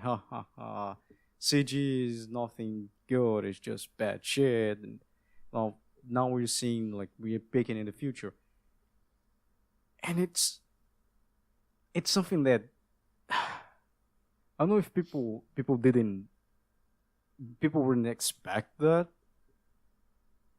But like changing mentality and saying, for example, CG anime is a good thing, it is something weird to say. Probably because I'm an older fan, and I'll be that shitty older fan that says that 2D animation is better, anyways. When CG start to take over, that kind of thing. So like I'm interested to see the next generations of fans, having to choose between 2D and CG, and saying, CG, like 2D is fun, and we have a shitload of 2D series, but CG anime, that this is what got me in anime. CG is what got me to like anime. When those people happen. It's gonna happen, but like that is interesting, because when those people start appearing, like this is what I think it will be interesting. The debates around it. Yeah, for sure. Will there be like a new type of fan that like it doesn't match to the ones we have today, those kind of things. And it's a near future as well. Yeah. Well, the fandom has so much turnover, and as soon as we start seeing CG be more prevalent, then that new fandom, that's all they're gonna see. And we already see mindsets where people don't watch older stuff. People don't watch things that are 3 years ago, more than 3 years ago, 3 years old. Yes, but I think that has something to do with the way people consume stuff as well and how stuff changed. Because now, first of all, why would that argument then not work in the case of CG? No, I think it very much will. Ultimately, like I do agree with Hickey. I do think you're gonna end up with the people that are like, right now I make fun of the 2D like the 2D purists, but I do think we're eventually gonna hit this point where it's the 2D purists and the CG purists. Like it's like either or.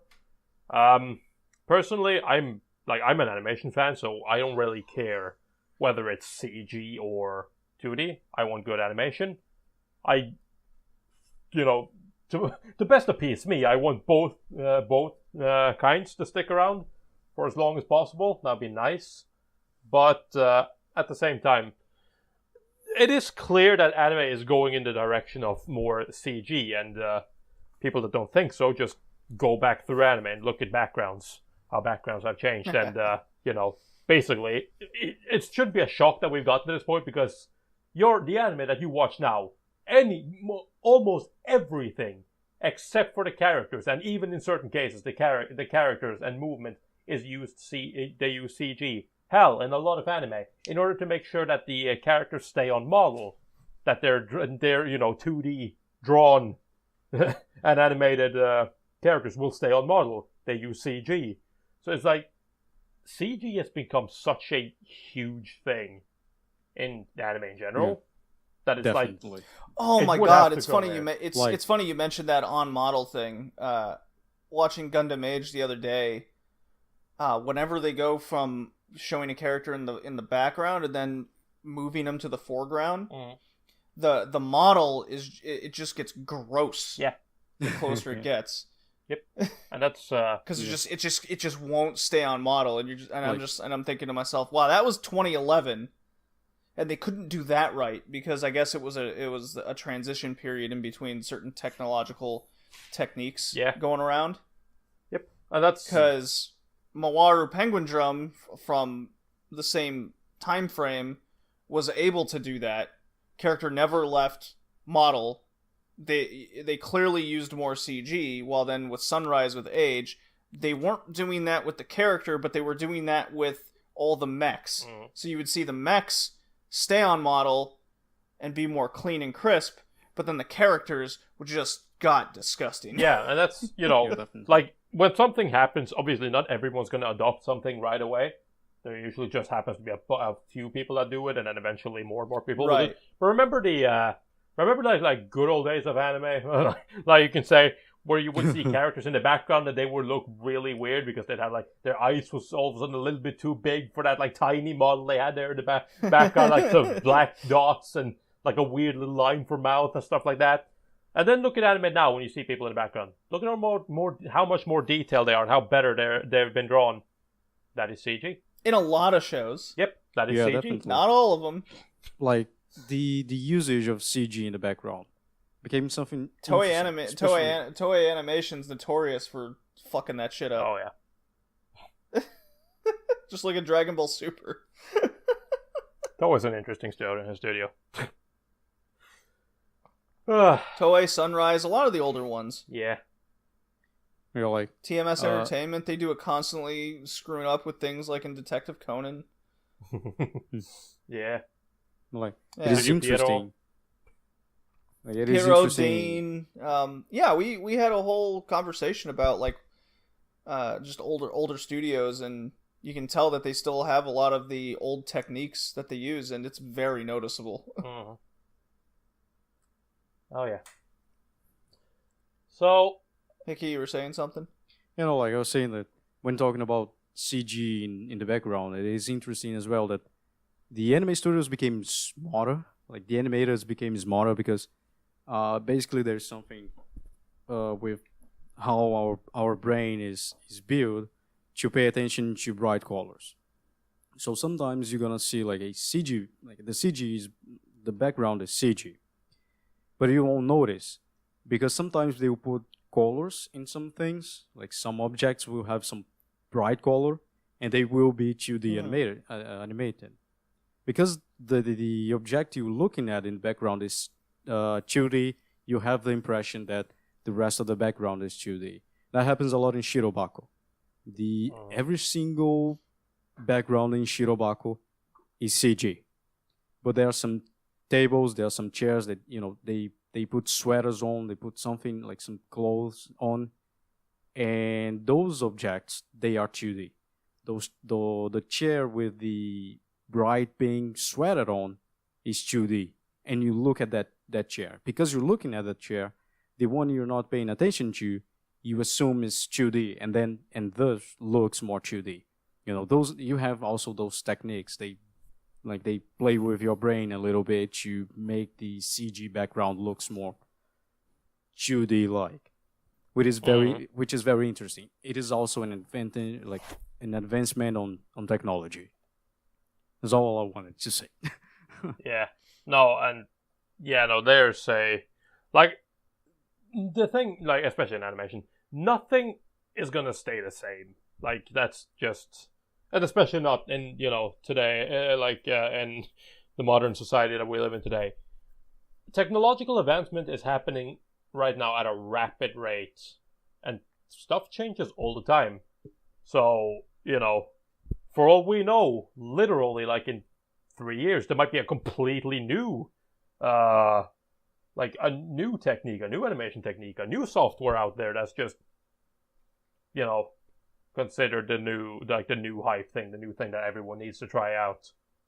Definitely. You don't know. We're talking about the Google AI, like which can like make an image out of a voice description. So no, we also joke that the future of anime is just the director sitting on a room with a computer and a microphone, and he's just gonna narrate the anime, and the computer will do anything. Like everything will be the computer doing the drawing, the animation, everything. We have AIs to do that.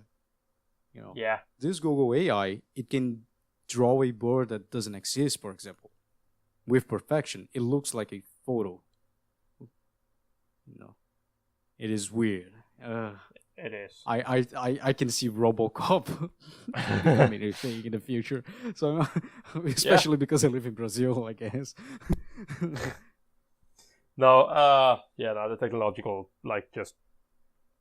the technological advances are really weird. And, but let's talk about that, scary feeling about it. And the weird, and I know, JD, you had a bit of a... No, I won't say shock, but, you definitely got to learn about a couple of things you had no idea existed recently. No, I was definitely shocked. Yeah. Disturbed. Confused. Yep. Big slew of emotions. Yeah. And but you will buy each one of those, aren't you? I know. You will get into this. And I think... Yeah, you're gonna get it. I don't know.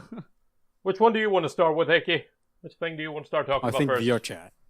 Want to talk about VR chat? Okay, sure. So, an introduction. Not only the anime will change with the advancements, the technology advancements, but the fandom will also change. We talk a little bit of CG, like CG anime fans appearing and only watching CG, but now we're gonna talk more about the fandom and the changes we're seeing nowadays that might become a thing in the near future. They are already a thing. Some of them are, some of them are not. But still, it's something like anime said it's gonna happen. Anime said it, and now we're seeing that. It might be something we want. I know two things of those I want. Well, I can get the third one inside of the. I can get the first one inside of the second one, the thing. But anyway, let's start with VRChat. VRChat, it's the name's there, virtual reality chat. You choose an avatar, you go online in the VRChat, and you can talk with people, interact with them. Now, what happens with VRChat is basically 90% of people who goes there, they are anime fans. The other 10 are Uganda knuckles, but let's not talk about them. I will show you the way. Yeah, you need to know the way. Yeah. Anyway, so basically, what people are doing, like VRChat, I think it was released in 2015. 2015. Anyway, it is an old thing, but in 2017, the end of 2017, basically people, I don't know, since the VR got cheaper, quote unquote cheaper, they found VRChat and they like, oh, I can download the model, like I can download the model of a anime girl and just go online using it. I can download an anime character and go to this VRChat, interact with other people using avatars, anime avatars. And, it is the future. When we look back, we had something called Summer Wars. Summer Wars, it is basically a grand scale of VRChat. Even Sword Art Online. I know people don't like Sword Art Online, but like VRChat is kind of like Sword Art Online. Well, we also saw that with Ghost in the Shell back in the day. Yeah. When the dot hack. You have a lot of anime based on this, based on the similar premise. A lot of them. But I mean, the funny thing, especially like when it comes to VRChat is actually not. People like to think of it as this new thing that's not existed before, but VRChat is not original. The thing with VRChat is that it obviously utilizes new technology with VR. However, even way before VR, way before any of this, you had stuff like Second Life, which was the same thing, where you create your own avatar and go into a world where you can basically chat with people. And that died very quickly because, Like, there's no, like, I know, but, like, there's no... Why did you talk about Second Life? Kinda. Video games. But I would say Second Life is more similar to VRChat than RuneScape is. RuneScape. Well, yeah, I'm just thinking of it from a bare bones concept of you're an avatar in this virtual world and you're interacting with other people, whether it be text or what have you. Well, sure, but in terms of Second Chat or VRChat, you can technically do whatever you want. That's the thing. It's not it doesn't have a goal. Yeah, and the difference is like it's your eyes, it's your hands, it's your voice. Yeah. And you might get used to it, and those like virtual legs, you're moving, it's you moving. Your brain will understand that it's your body moving. Although, like, I guess it's a weird sensation because you're not moving, but you're moving. JD, you can talk more about that because you have the VR and you don't go to VRChat yet. But like you played VR games, and I guess you can understand, especially because VR was the. I love playing VR games. Yeah, VR is not the most popular technology in games, but definitely VRChat was a good idea. And like, can you imagine, like, in the near future, we're gonna get wireless VRs, like put the VR on, go inside of a VRChat channel, and talk to other people in person. Not in person because we don't have the technology yet, but like very close to it. We can interact with people around the world instead of using, microphones and webcams. We can use a body to interact with people. We can go on adventures together. We can be together like more closely, but in a very depressing way because we're gonna everyone will be using anime girls as avatars. We will be closer, but we will also be so much further away. Yeah, we're gonna be lonely fat guys in basements. Yeah. But still, it is interesting. Like, it is interesting to do something like that. For example, there's also Garry's Mod, and you can use VR on Garry's Mod and sit on a movie theater and watch a movie if you want to. There are channels for that in Garry's Mod. Yeah. Like it will be fun. Like it is fun. It is something that anime always show us, and now we can see it happening. The beginning of it, the beginning of Sword Art Online. Yeah, it is interesting. I think it is very interesting, and I think VR chat will just keep getting stronger, in the future. I talk to, I do, when I go to school, I do IT and stuff like that. And we had a conversation with my teacher there, and especially to get into like the Sword Art Online thing. My teacher was asked the question of whether or not he thought full dives would be a thing, whether or not you would get games that would essentially be VR, but you would literally be submerged into a game. And he was asked this question on whether or not he thought that would be a thing, and his response was, he didn't necessarily believe that it was going to be quite like that. He did believe that this type of technology will exist, and will exist within our lifetime. So that's kind of interesting to think about. Is that we are actually very close to experiencing these things that, like I said, seemed like such a way out there idea. Yeah, definitely. Like, I think full dive is not something we might not have in our lifetime. But have you watched Sword Art Online Ordinal Scale? No. Well, have you? Okay, basically the game they are playing is that they use a Google Glass like thing, and the virtual reality is expanded into reality. Okay, augmented reality. Yes, that's a thing. Yeah, it's augmented reality, exactly. Yeah. But I think that technology is very close to us. Unfortunately, Google Glass kind of was a bad idea and didn't so well. It was. But we can have I think Samsung filled the trademark for a lens computer, a smartphone.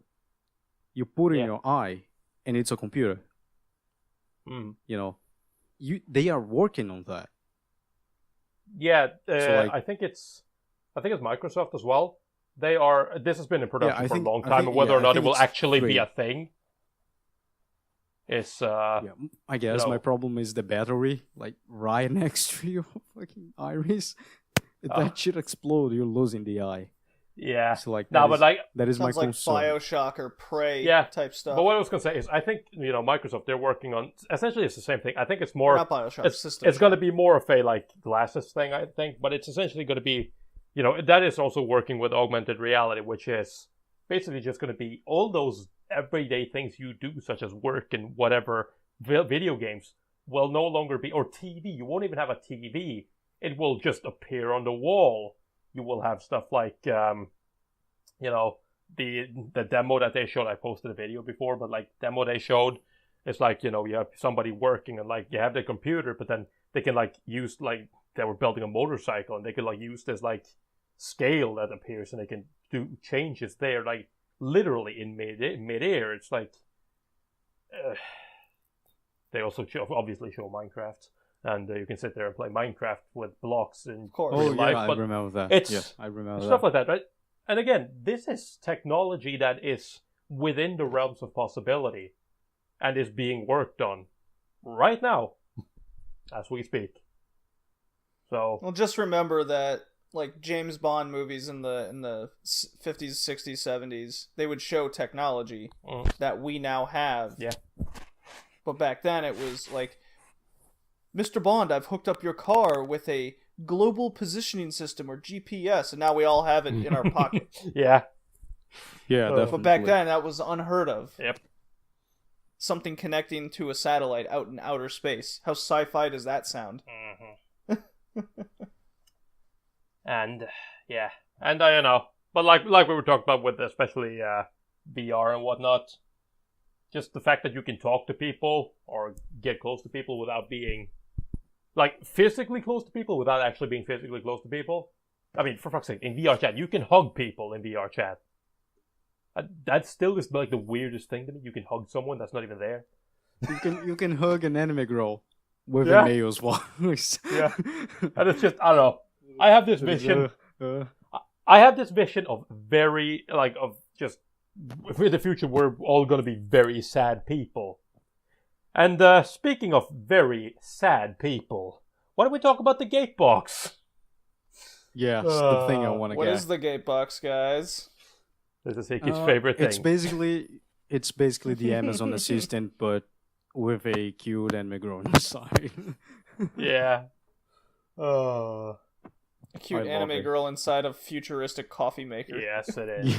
Yeah. And it works as your alarm clock. It works as your companion. It will be connected up to your house and or apartment. It will turn on the lights for you before you get home from work. It'll heat up your apartment. It's send you text messages while you're at work. It'll be your... You know, all anime fans have waifus. True waifu. Sad.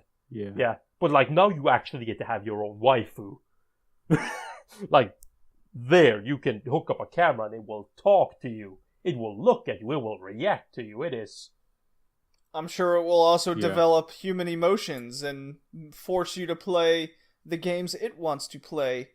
Only on Friday nights. Who are you going out with on this weekend? Oh, not me? Oh, I seem to have messed up your schedule. What a coincidence. Well, I mean... I would like to play a game. Oh, you need your medication? Boy, it would be a real shame if you were to go out this weekend with that girl and you just so happen to not take your meds.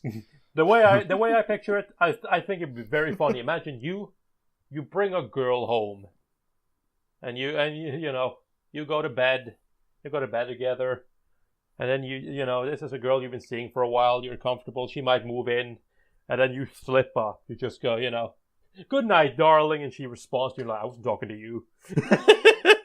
Yeah. I mean, JD, what are you talking about? Like, if the people who bought this thing look as dead inside as the guy in the fucking advertisement, you don't really need to worry about going out in the Friday night. Nope. You'll be staying at home. The joke is, if you ever want to do anything else and the AI develops any sort of attachment... Yeah, that's why I said, the guy in the advertisement, he doesn't have friends. He doesn't have anything. He doesn't even have emotions anymore. He's just dead. He's just walking. Well... Doesn't even seem like he has a family.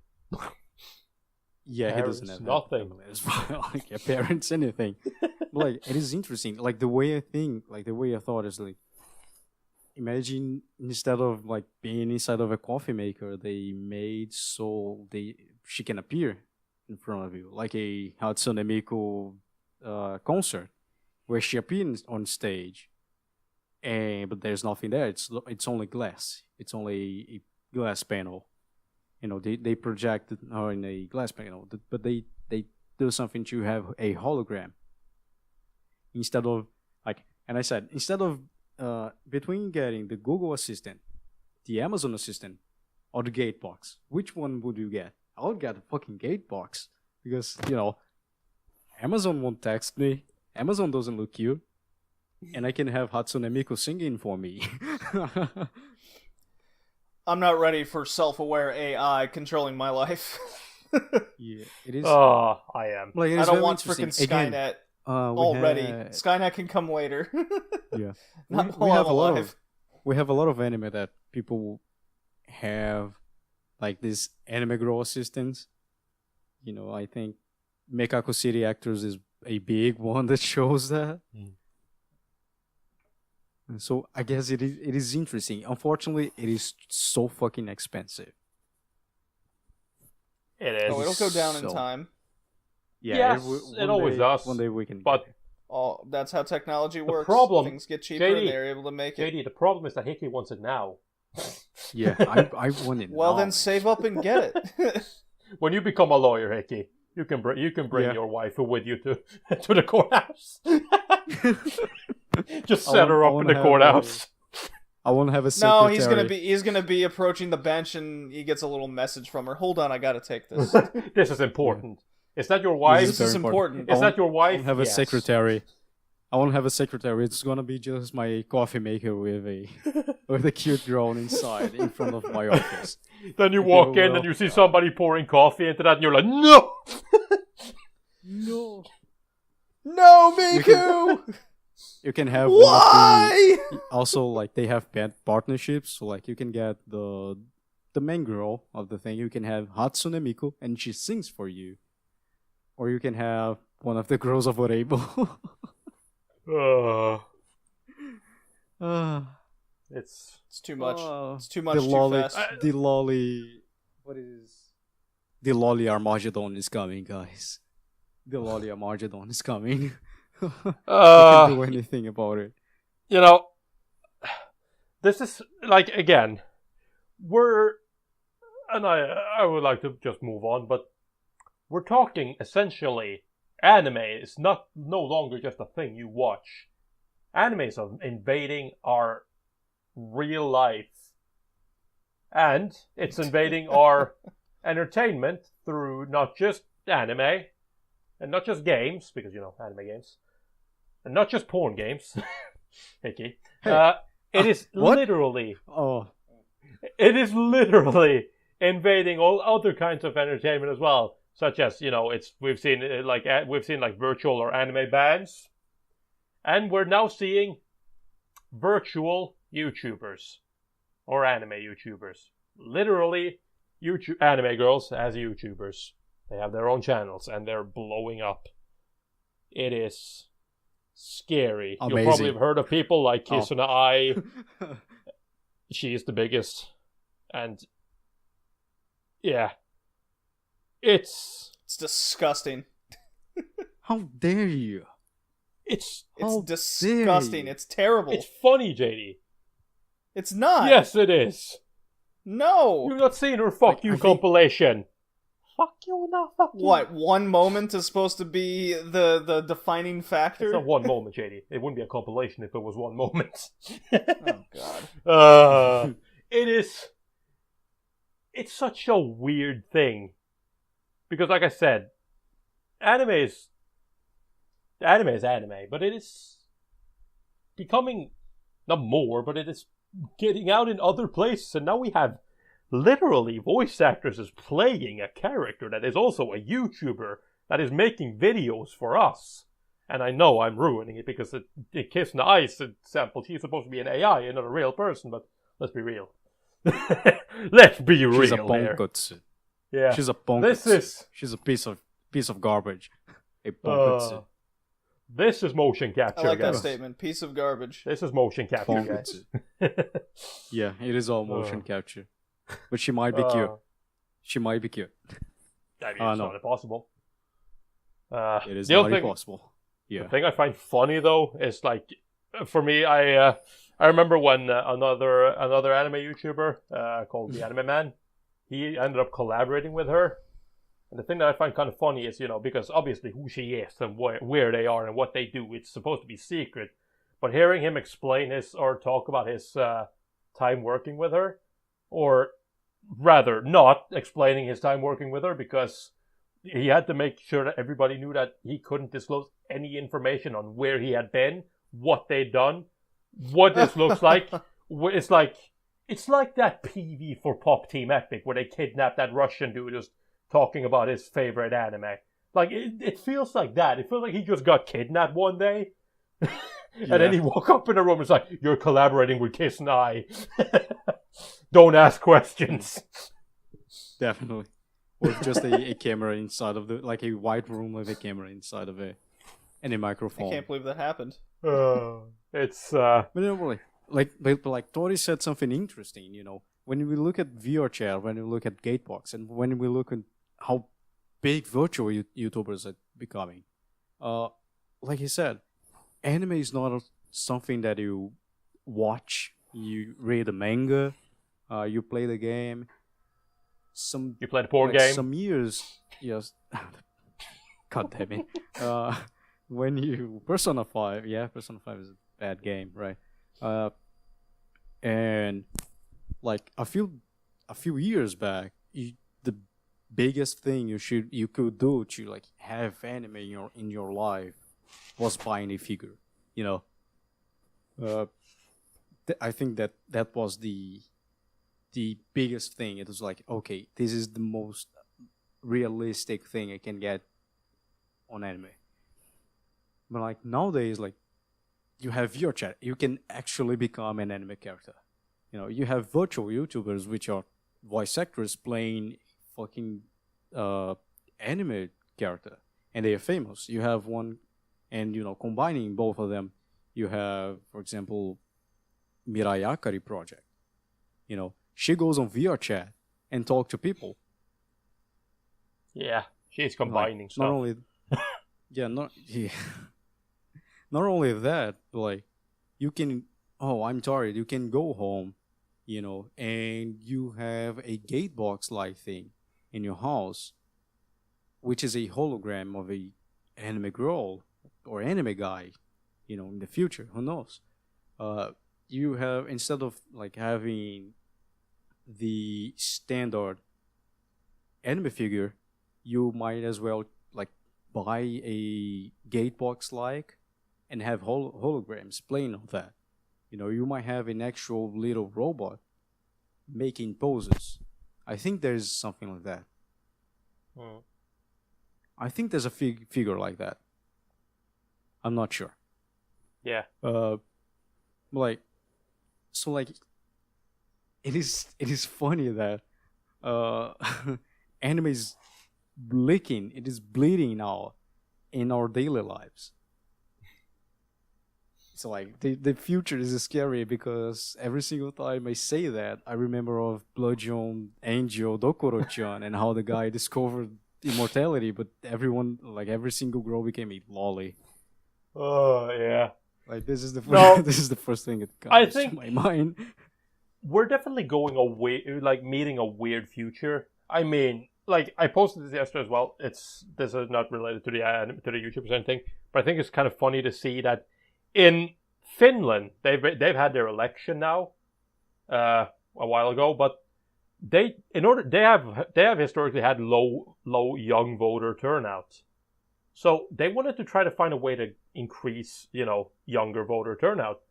And they did this by making a like voters advertisement or like an encouragement for like encouraging young voters by essentially making an anime preview of the voters. And when I say anime, I don't just mean that this is, looks like Japanese anime and, is animated. No. I mean, they introduce it with a stereotypical anime opening with Japanese characters and everything.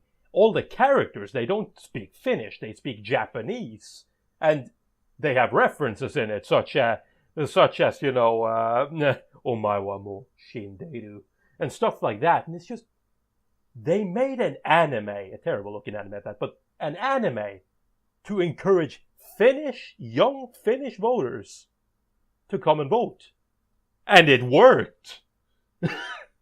Well, just recently in Canada, they had an anime kind of teaser, so to say, for tourism. Yeah.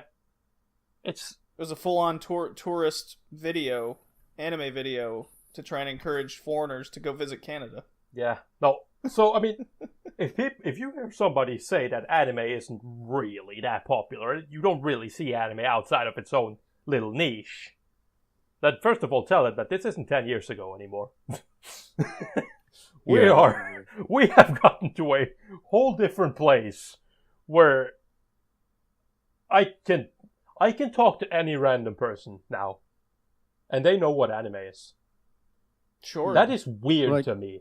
Because when I got into anime, that wasn't the case at all. I'm because definitely in the 90s you would say I like anime, but you would have to specify, they're Japanese cartoons. Now you don't have to even say that part. Yeah. Now, if I say Japanese animation, they're like, "Oh, you mean anime?" It's like, yeah, exactly, yeah. Yeah.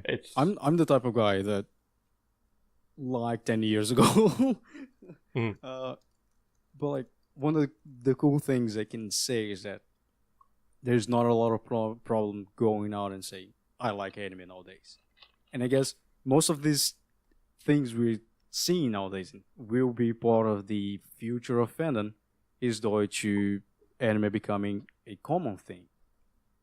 Again, Senpai joked about my whole childhood being someone going on television and say the anime was stealing the children's souls. So like that was fairly big and bad for my childhood. Left some scars, but nowadays, because we can talk about liking anime and things like that, is thankfully thanks for that we have VR chat exploding, we have anime YouTubers, we have the Gatebox, which is the most amazing thing. I am curious to see the development of Gatebox in the future and what it holds. I'm curious to see what the next step out for anime is. Where's it gonna go from here? Right? Just straight up sex robots, Tori. You know what? Down. If I can get my waifu, straight up. If I can get my waifu and I don't need a body pillow, hell yeah. I know one. Oh God. Actually, good animated hentai.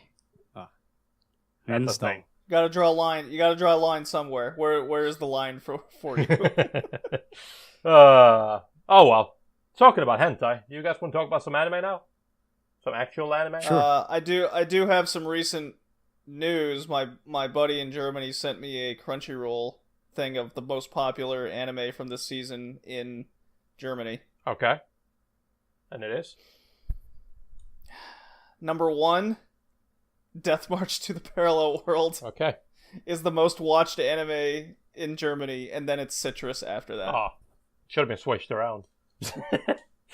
Well, yeah, it's basically a 2-horse race in that country between lesbians and isekai mayonnaise. You know what? I'm not shocked. This is Germany, after all. Oh well. I don't know which one. Just the strangest of tastes, I swear. Yep. I don't know what's happening over there. Oh, for sure. But are we going to talk about Midnight Eye Gokuu then? That sounds like a plan. That does sound like a plan. Oh. Yes. So finally. So this was Hickey's insistence on watching. Oh yeah. Well, yes. I also wanted to watch it, but yes, ever since Hickey told me about it. Yeah, and it was fucking worth it. It was a thing. Alright, so what year did it come out in? Who made it? Who was the director? Alright, let me just pull this up. Midnight Eye Gokuu came out in 1989, so just at the end of the 80s. It was just at the right time for it to still be very 80s. And it was produced... That's for sure. It was produced by Madhouse. And shocker. The director is Yoshiaki Kawajiri. And he has done what exactly? He has... a bunch of storyboard and key animations on a number of shows. Sure did. Directing jobs is, Batman. as you imagine, it seemed to be, in my opinion, the low-end Madhouse shows. Batman, Gotham Knight. Well, no. More like Lensman from the 80s. He did Tetsuan Birdie. Hey! So Tetsuan Birdie? He did. Hell yeah. He did. And then a bunch of shows, like, not even I have heard of. I didn't even know there was a Highlander anime, for example. Dude, I love this guy. Tetsuan Birdie's good, man. Oh, now he loves it. But for full-on shows, he mostly did a bunch of storyboards and key animation. Sure did. If he was a director, it would be a very short OVA series. And that is fine. So that's his history. Oh yeah. He directed Wicked City. Oh, I like this guy even more. So if it's 80s as fuck, he might have done it. Or at least been involved. Yep. So what is Midnight Eye Goku, Tori? Midnight Eye Gokuu is about a very 80s style private detective. And, he's surrounded by hot women. Not really. But, I wish. I wish. There are hot women. But, and they're ultimately... mostly naked. Kinda. Ultimately, the thing that you need to know, and the reason why I keep making the joke of Google Glass, is that as he is investigating this evil scientist dude or whatever he is, big corporation, kind of a black market organization, big corporate fucking owner, that guy, he ends up being defeated, attacked. Being defeated. He ends up falling into the fucking ocean, and he ends up getting, or a lake. He ends up getting a what is described here as an Eye of God. We don't know why he gets this. He gets this thing. It's just given to him because I don't know. Yeah. We never in the two in the 2 hour-long OVAs, we never find out why he was given it, or who gave it to him. We never find out who gave it to him. All we get is a voice that says, "I've given you this supercomputer eye. It can do everything that involves computers. It can hack into any computer anywhere in the world, no questions asked." So It can decipher body language. It can decipher people's words into different, it's a supercomputer in his eye. Is the best way to put it. And it's funny that he says, "Oh, why are you doing that?" And the voice says, basically, "Don't worry about it. You're gonna discover with time." And they never touch the subject again. It is irrelevant. Like I said, I kept joking. I want to take that scene where he gets the god eye, and I just want to Photoshop Hickey in there saying when he asks why, and then just like have a picture of Hickey going, "Don't worry about it." Don't worry about it. It is fine. Don't worry about it. Yeah, every single time. And well, the whole purpose of the show starts out with, because he's a private detective. He's an ex police officer, and a special unit has been investigating this head of a corporation because they're into some underground dealings. But each investigator always seems to die.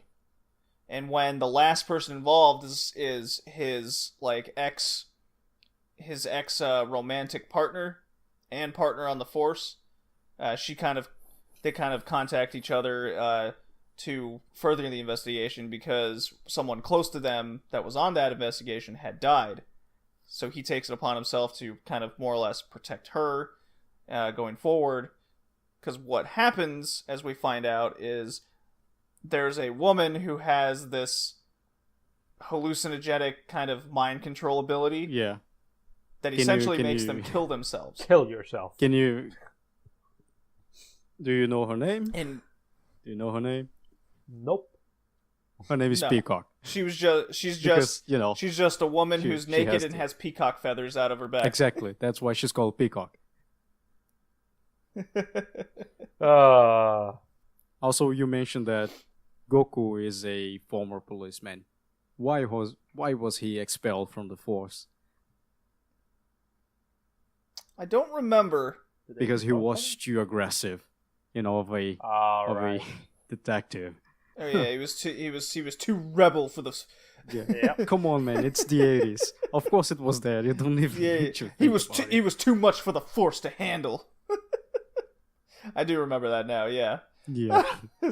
Everything's explained in the show in just the most simplistic terms that you just forget about him. I know the real reason. They were jealous of his fabulous leotard. Yeah. This leotard. But yeah, there's a moment where he's spying on the corporation dude, and Peacock, the Peacock chick sent after him. He's driving in the car. She hops on to the semi in front of him, and he breaks the hallucination by stabbing himself in the eye. But then the car goes off the overpass into the water, and then the next thing you know, he has the god eye, the supercomputer eye. And the next thing you know, again, he's left on a bench in a park. with the Yeah, he just kind of wakes up. he also has the weapon he uses, the staff. Oh yeah, he's also given like the Goku's extendo pole from Dragon Ball. Yeah. Well, His name is Goku. Yeah, Goku. he's also. That's why I was laughing. It's like it's interesting. one thing Definitely, I found funny in this show is that people nowadays complaining a lot about OP main characters, but goddamn, Goku is OP as fuck. Holy shit. He has like everything solved by the extendo pole and the eye, and the combination of the two is unbeatable. Like the mysterious dude told him when he got the eye, it's like you can start a nuclear war if you want to, with the world. Yeah, and in the second OVA, he has that kind of inner monologue of he has all this power, and he's all sad about it. I can destroy the world with a blink of an eye. I could destroy the world. There was joke. a lot of eye puns. Yep. But back to that first OVA. 50-minute OVA. It's just one thing after another progressing to essentially the final conclusion of him meeting the boss, and it's more or less just fights against the henchmen.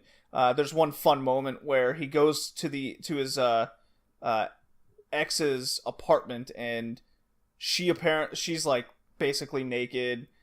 She's under mind control of some kind, and they're having this heavy romantic moment where they're gonna bang, but his eye sees that the drink was drugged. And her lips were drugged and everything. It's like, and her lips was drugged. I guess he also, because he can scan anything and everything. Mm-hmm. But the way it was originally explained was it has to be a computer in order for the eye to work. Well, they threw that out the window because even organic things are also technically computers. no, JD, this is what you didn't get. They're all computers. Yeah. Right, everything's actually a computer. Like, his eye is a computer. You know? Yeah. It is the most. His eye is a self-aware, evolving AI machine, I guess. His eye is actually the most powerful microcomputer in the world. Mm-hmm. That's why it can hack on every single computer. But it's a computer on its own and can do like calculations and shit like that. Yeah. It is broken. But that's not. I know. I get what it actually is, but that's not how it was explained at all. It was explained as it has to be a computer for it to function. But the way it was portrayed in the show, it was making it seem like he was hacking into people, like the girl's lips, to see that it was drugged. Instead of just saying like the eye scanned it. But how would it be able to scan like chemicals and stuff in the air? It doesn't make any sense. The same way he managed to unlock doors. So that is another point. The subtitles used in the show more often than not we'd see English. Yeah. So instead of lock, every L was replaced with an R. This door is rocked. We had close. This door has been unrocked. The close would be crows. This door is now closed. Yeah, it just adds to the experience. Okay, it is just add to the 80s experience. Yeah, by far the my favorite moment, because everything happening is just bang bang bang. Is him breaking into the facility. Him hacking all the First of all, that building had the most lackadaisical security system we've ever seen. We never actually saw any security cameras. But JD, no one could get in. And no one can get in, but all he did was walk in. Mm-hmm. No, man, because he inserted himself. He inserted himself into the building's anal period moments. Literally, whatever. They literally had to use lube to get him in. The lubrication tube. Yep. Which is kind of funny because the hole he went through was fucking huge. Why did they actually need lubrication? Because it was like this huge chemical production facility, and that was how they were able to keep its, I guess, nuclear run. I guess it was nuclear run, so the lube was for the cooling units. But anyways, So he gets in, we see no cameras, but then it cuts to the security camera footage of him walking in, and then he hacks the camera and you can't see him anymore. But he ends up meeting this chick who we earlier saw as a stripper in a club with the biker seat with the handlebars attached to her back. Best girl. Oh, I love her Best design. girl in the show, clearly. I love her design. Like, seriously. It is so fucking 80s. She's naked. So It's an 80s stripper hard. She's naked. And with the biker seat, just took it over the top. And why does she need a biker seat, you might ask? Oh, so when you're riding her from behind, man. Or when you have a midget. Or when you have a midget riding on your back. Yeah. So as he's in the facility, he comes across the woman, and there's a midget riding her. And then we find out that the woman is actually a robot because she like opens her mouth and a laser pops out. So they're fighting. They're fighting each other. He's having a tough time with the battle, and he hits the midget off the back of her. Finds out that because we originally thought the midget was a robot, but the roles ended up being reversed. Yeah. Yeah. The woman was actually a robot, and the midget was actually a human. We also discovered not just a small machine on top of her.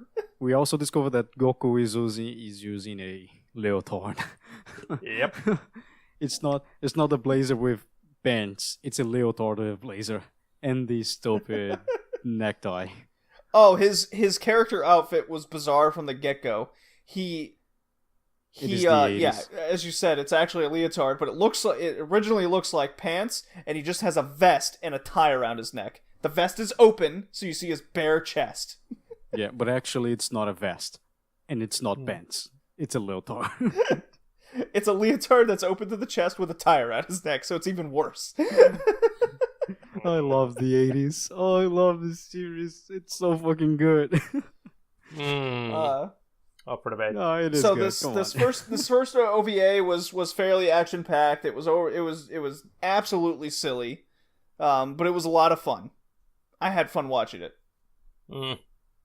Now the second OVA definitely took a different turn. Second OVA tried something different. Yes, it was very different. Tori, go on. Tell us about the second OVA now. So let's see. In the second OVA, Gokuu, he ends up running into a woman who is looking for her brother, her long lost brother. Of course, Gokuu being able to use his fantastic eye, he can both hack into computers to find out information about her brother, and as well as find out stuff like whether or not she is lying to him. But he decides to not use this. There's a bit of a communication trust issue there between them because, as you would expect when you meet somebody in a dark alley, you don't necessarily trust them. I don't hope. Naturally. But, especially when the military is going, want to kill her. So, I wouldn't trust that person. Yep. But what he finds out is that, her brother's dead. She's lying to me. Her brother's dead. Right, because he hacked into the, obituary records or something. Yeah. And he finds out that he's dead. Her brother's dead. And, but she explains that that's actually forged. It's not real. He's on a run and he might hurt people. He might kill people. And she wants to stop that because he's some sort of, I don't know, fucking crazy cyborg thing. Yeah. Well, he was taken in by the government and experimented upon to become a cyborg. To whether it be chemicals or slowly changing his body into that of a machine. Mm-hmm. And it was then explained that if they don't get him back by a certain time, that the change would be permanent. And he would lose his humanity to this, rabid killing machine. Uh-huh. Yep. And, basically, Gokuu, he decides that, him being a private detective and whatnot, he's gonna help her out. But hacks into a couple satellites, scans the city, can't find them too well. Yeah. But, stuff's happening. I don't remember too well. Stuff happening. They fight. It was very slow. It was a lot of talking. It was a lot of. Yeah. They do have sex. Everyone has sex with this woman, though. That's just for reference. Well, because she returns at some point and she's changed her mind. She's like, now it's no longer about him finding and saving her brother. Now she wants him to kill her, which is literally then immediately cut by them. Not even cut. It's not a cut. It's like, kill my brother, and they start making out in the street. Then it's a cut. Also, and then they've had sex, and it's like this scene. I want to say something about this scene. Didn't it resemble like that one scene in what is the name? I always forget the name. We fucking did an episode on that. The comedy one. Excel Saga? What? Excel Saga? Yeah. Excel Saga, exactly. In the opening, where the guy is going to like kiss one of the girls and she pushes him.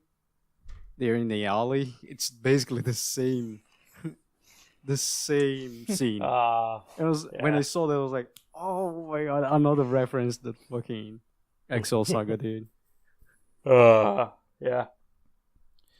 No, there's a lot of like self inner monologue and it's a much slower pace than the first one, because the first one was silly action. This one just had a lot. It went a completely different direction, pace and all. It was a very odd choice from what we previously saw. This one was just silly. Yeah. I thought it was kind of boring, honestly. I didn't think it was any more boring than the first one. But at least the first one had action. It kept your eyes moving, and how 80s it was. This one was, it was still very 80s, but nothing was really interesting up until we see the brother at the cyborg killing machine. When they finally meet for the first time, they have a pretty cool battle. The brother robot dude is like indiscriminately killing people because he's slowly losing his mind. Like didn't he like rip someone in half and then eat him? I don't remember that. But I know. I think you're talking about the biker. Like a detective or a military guy goes like in a building. And this is when you first see him. He's hanging from the ceiling. Yeah. I don't remember that. I feel like I would remember that. I don't think he eats anyone, but yeah, probably. I remember he grabs him from the top and at least rips him in half. Maybe. So that was like, when it got to that point, I was like, okay, now we're doing something. And as you said, Tori, there's a lot of just hard cuts out of nowhere. So a lot of that, a lot of anything that would grab the viewer, I feel, is immediately cut as hard as the show was. Yeah. Yeah, definitely. Like, my problem with the second OVA is the tropes. What I liked in the first OVA was the 80s tropes. What I disliked in the second OVA was the 80s tropes, because the 80s tropes in the second OVA, they get in the way of the story. That doesn't happen in the first one. For example, this one, Ryoko, which is the girl, like the woman he's helping, she goes, "You need to kill my brother," and then they have sex. There's a killing machine outside, killing people. Probably will explode, and they have sex. Yep. Then we... Yeah, just for the sake of showing it, it felt... Yeah. We take a look at the military guys. Like, we take a look at the military guys, and they have shoulder pads. Yeah. We take a look at the bad guy, and he looks like M. Bison with a mustache. He really did. I almost forgot to mention that completely, because the main dude in charge... He's M. Bison. He's Bison. He looks like Bison. He looks exactly like him from Street Fighter. Now, the thing that I found odd about the second OVA is that where, the first OVA, it's made sure that you realize how overpowered Goku actually is. The second OVA seemed to be more focused on trying to downplay that, like he's not as overpowered, because obviously one of the things that they tell you is that Goku can actually defeat this cyborg. Not by himself, at least. He needs something to defeat him with, which is kind of funny because he's a cyborg and he can hack any computer, and I'd assume he could do something there, but apparently not. It doesn't work that way, I guess.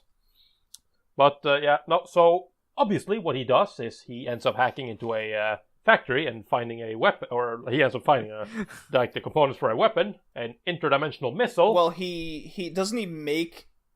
He makes the weapon at the factory. Yes, like but he comes up with the him and the Eye come up with the blueprints on their own based on the data from the previous fight. No. He ends up scanning the world's weapons.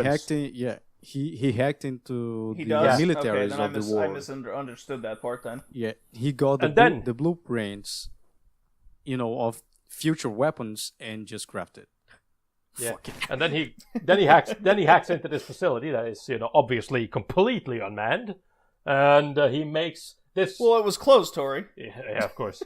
Of course, it was after hours. Of course, he makes this interdimensional. Wasn't it the day he did this? Anyways. Yeah, it's interdimensional rocket, something like that. Yeah. Interdimensional rocket, and it's like it's one thing that he makes this weapon, but that's not enough.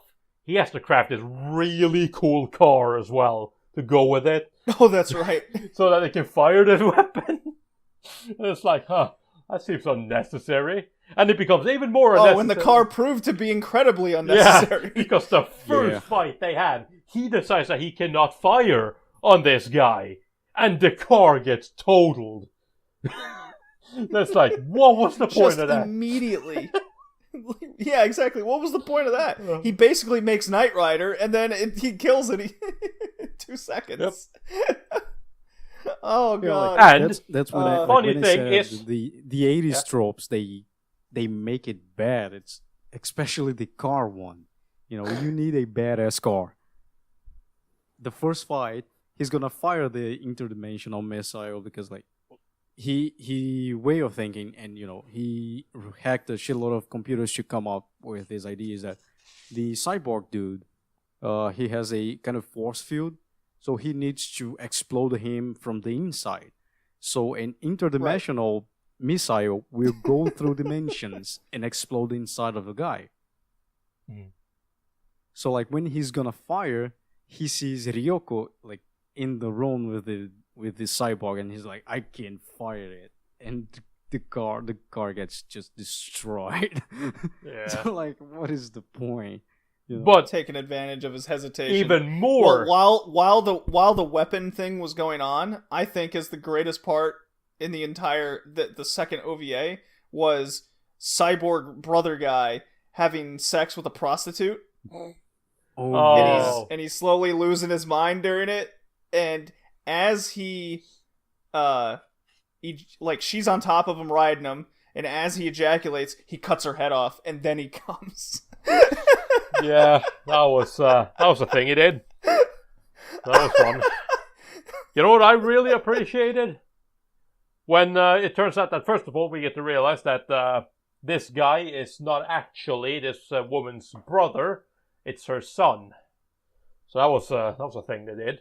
And also, we realized the true identity of M. Bison. It's him.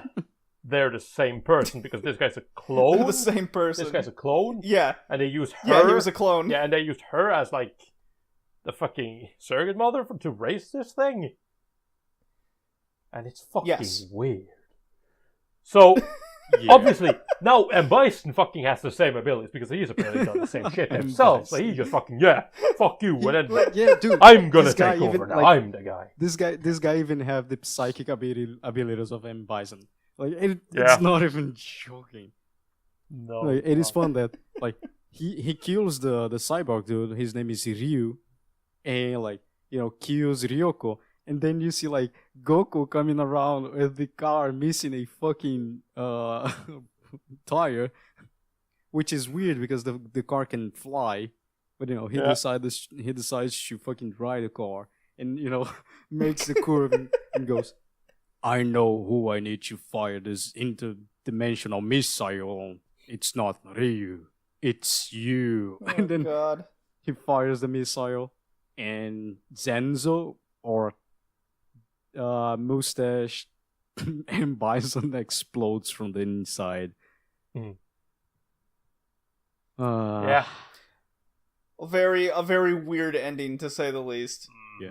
But the music of the ending is very good. You could tell they wanted to make more, but clearly this wasn't received very well. I don't know, because I have it is inspired in a manga, and it's 4 volumes and 6 chapters. So I don't know. I don't actually know if there is more. I think it's basically it. Yeah. It was probably canceled or some reason or another. Not necessarily. That's a shame. But yeah. That is a shame. Oh boy, It's there's from not the same much guy who did else to Space say Cobra, about by it. the way. I think we didn't mention that. What? It's from the same guy who did Space Cobra. Oh wow, that really doesn't shock me now. Oh yeah. Of course it would be. Man. It was definitely missing a lot of elements Space Cobra had. Yeah, like fun and good. Like fun. Oh, come on. I thought it was good. Well, it was my recommendation. I knew I was going to like this show. So, okay. Let's see. What about the music? What do you guys thought about the music? It didn't really stand out to me at all. Me neither. I don't even remember any music It in didn't. it. I thought it was lacking for a show being 80s as fuck. I feel like it lacked a lot of the 80s music. Yeah, I mean, there was the ending music, which is highly 80s. But yeah, most of the OST is high action backed music. Yeah, it is very standard for action shows. Yeah, it felt just synthesizer standardization. Yeah. Do you have anything to say, Tori, about the music? Yeah, no, like I said, I agree with JD. I honestly can't even recall any music in it. It made no impact on me whatsoever. Yeah. Okay. I liked the character designs, but not Goku. I like the motorcycle chick. Same. I just like her design. I think it's amazing. I didn't like Goku design until he showed like he's wearing a leotard. I just started laughing. I was like, "Oh, this is a great idea. This is the best idea of all." I probably would have liked it a lot more if they changed his hair up a bit and got rid of the tie. The tie was just super irritating. Nah, man. Yeah, I think one thing that's funny that because the next thing I would say is the animation. But now that you talk about the tie, is that the tie is not animated.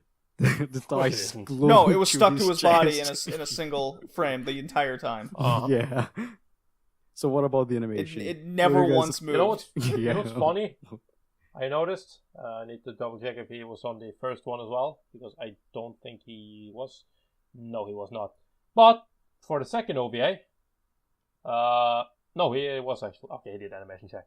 But for the second OVA, Takeshi Koike did animation, and you might remember that guy as the guy who did Redline. So it's the beginning. It was probably the beginning of his career. Oh no, it was, but even still. Well, the director was also on animation with Redline. Yeah. So it's weird. Clearly the talent was there, but there was so many things just lacking. Not a lot attention to detail in the animation. I feel no. Very such as the tie on his body just never once moved. I was probably, but like the explosions, bodies being ripped apart, the gun firing, the lasers firing. That was all pretty good. Yeah. It was probably just a case of, I assume this was just a case of like somebody told them to make this. No, it was basically like make it as fast as possible. Just give me a finished product as quickly as possible, because both these OVAs, they came out in like the same year, didn't they? Yeah, one in January, the second one in December, the same year. Yeah, that's not a lot of time to make 2 OVAs. But yeah. So overall impressions. You guys anything to add? And so we can give our scores. I think it's score time. Yeah, for me. Oh, come on, you don't have anything like how you feel like about the show in general, not about the happenings of the show, but how do you feel about the show in general? I think I already mentioned it while we went over, but to summarize, I quite enjoyed the first one. It was silly action 80s fun, and I was pretty bored with the second one most of the time. For me, it just didn't have like Tori said with the hard cuts. Hickey, like you said, with the tropes kind of getting away of what was going on. The second one I felt was a significant decrease in quality from the first one. Yeah, definitely. Scores? I think. Yeah, I guess like the first OVA is very fun. It is like, but of course we need to make the observation that if you don't like 80s tropes, don't watch Gokuu Midnight Eye, because you're simply not gonna like it. Most likely no. Yeah. If you don't like, the show doesn't explain anything. The show doesn't explain why they are cyborgs. If cyborgs are common things or just there's one guy in the first one that really likes to do and then Bison in the second one. It doesn't explain that. It doesn't explain the eye. It doesn't explain Goku past. Anything. So like, if you don't like those kind of shows, if you like a 80s as fuck show with just dumb action, I think Gokuu Midnight Eye is a fine thing for you to watch. But if you're not in this vibe, I would advise you not watch Gokuu Midnight Eye. Yeah. No. For me, if I didn't do this for the podcast, I would have dropped that first OVA and I wouldn't have watched anymore. That's probably, as you know, we've talked about 80 shows before. We talked about Bubblegum Crisis and stuff like that. That was 80s, wasn't it? I think so. Yes. Yeah. But yeah, no, just for some reason I was just, wait, was it 90s? No, it was 80s. It was very 80s anyways. But I, same thing goes here. I don't enjoy it. I thought the first one was, it's the best way I can describe it. I think this goes for both of them, even though they do different things. They're just the pinnacle of fucking average. They set up a fucking plot. They do the things. It's stupid all the way through. It's 80s. So, yeah, I didn't like it. I gave it a combined score of a 5 out of 10. Same. I gave the first one a 6 and the second one a 5. I'm pretty much with you. I gave the first one a 6, the second one a 4. I gave them both a 5. So that averaged out to a 5. I gave both of them a 5. So we're pretty much in the same opinion that the show was pretty much an average 80s action show. Mm-hmm. Don't watch it. Watch it if you like those kind of things. I know why you like it. So no one likes that. Oh. Guess I don't like it. All right, Tori. Where can people find the podcast? People can find the podcast, the Red Leaf Retrocast podcast, on iTunes, Stitcher, basically wherever you can find podcasts, Google Play, what have you. We are everywhere. You can join our MAL group, which is, Red Leaf Retrocast, Worldwide Weeps, I think. Yes. And, you can find us on Twitter. JD is Bowling JD. Mine is Tor Extra Prox. And don't worry about it. You probably won't find me anyways. And, yeah. Join our Discord if you want to. You can find our Discord on our MAL group, or you can just message us on Twitter.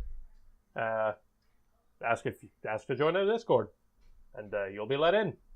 Just be wary. People are fun to talk to. And what's our next episode going to be? What is our next episode going to be?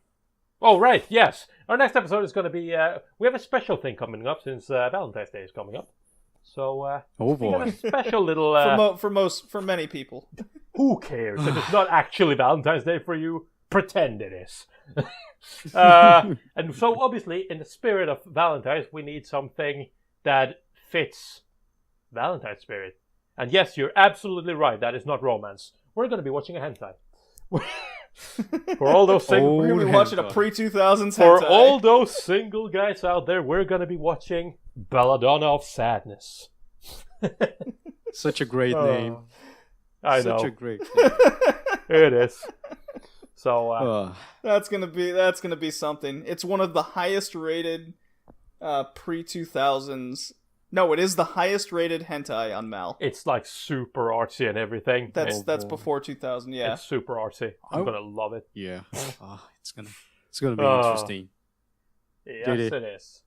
I have no idea what I'm getting into, but I'm excited. Yeah, JD. Of course, people who are watching this on YouTube, you're probably not gonna listen to this, but JD, please stop queuing the 80s music now, because I just want you finish out like ending with the 80s music playing already, because I really like those musics.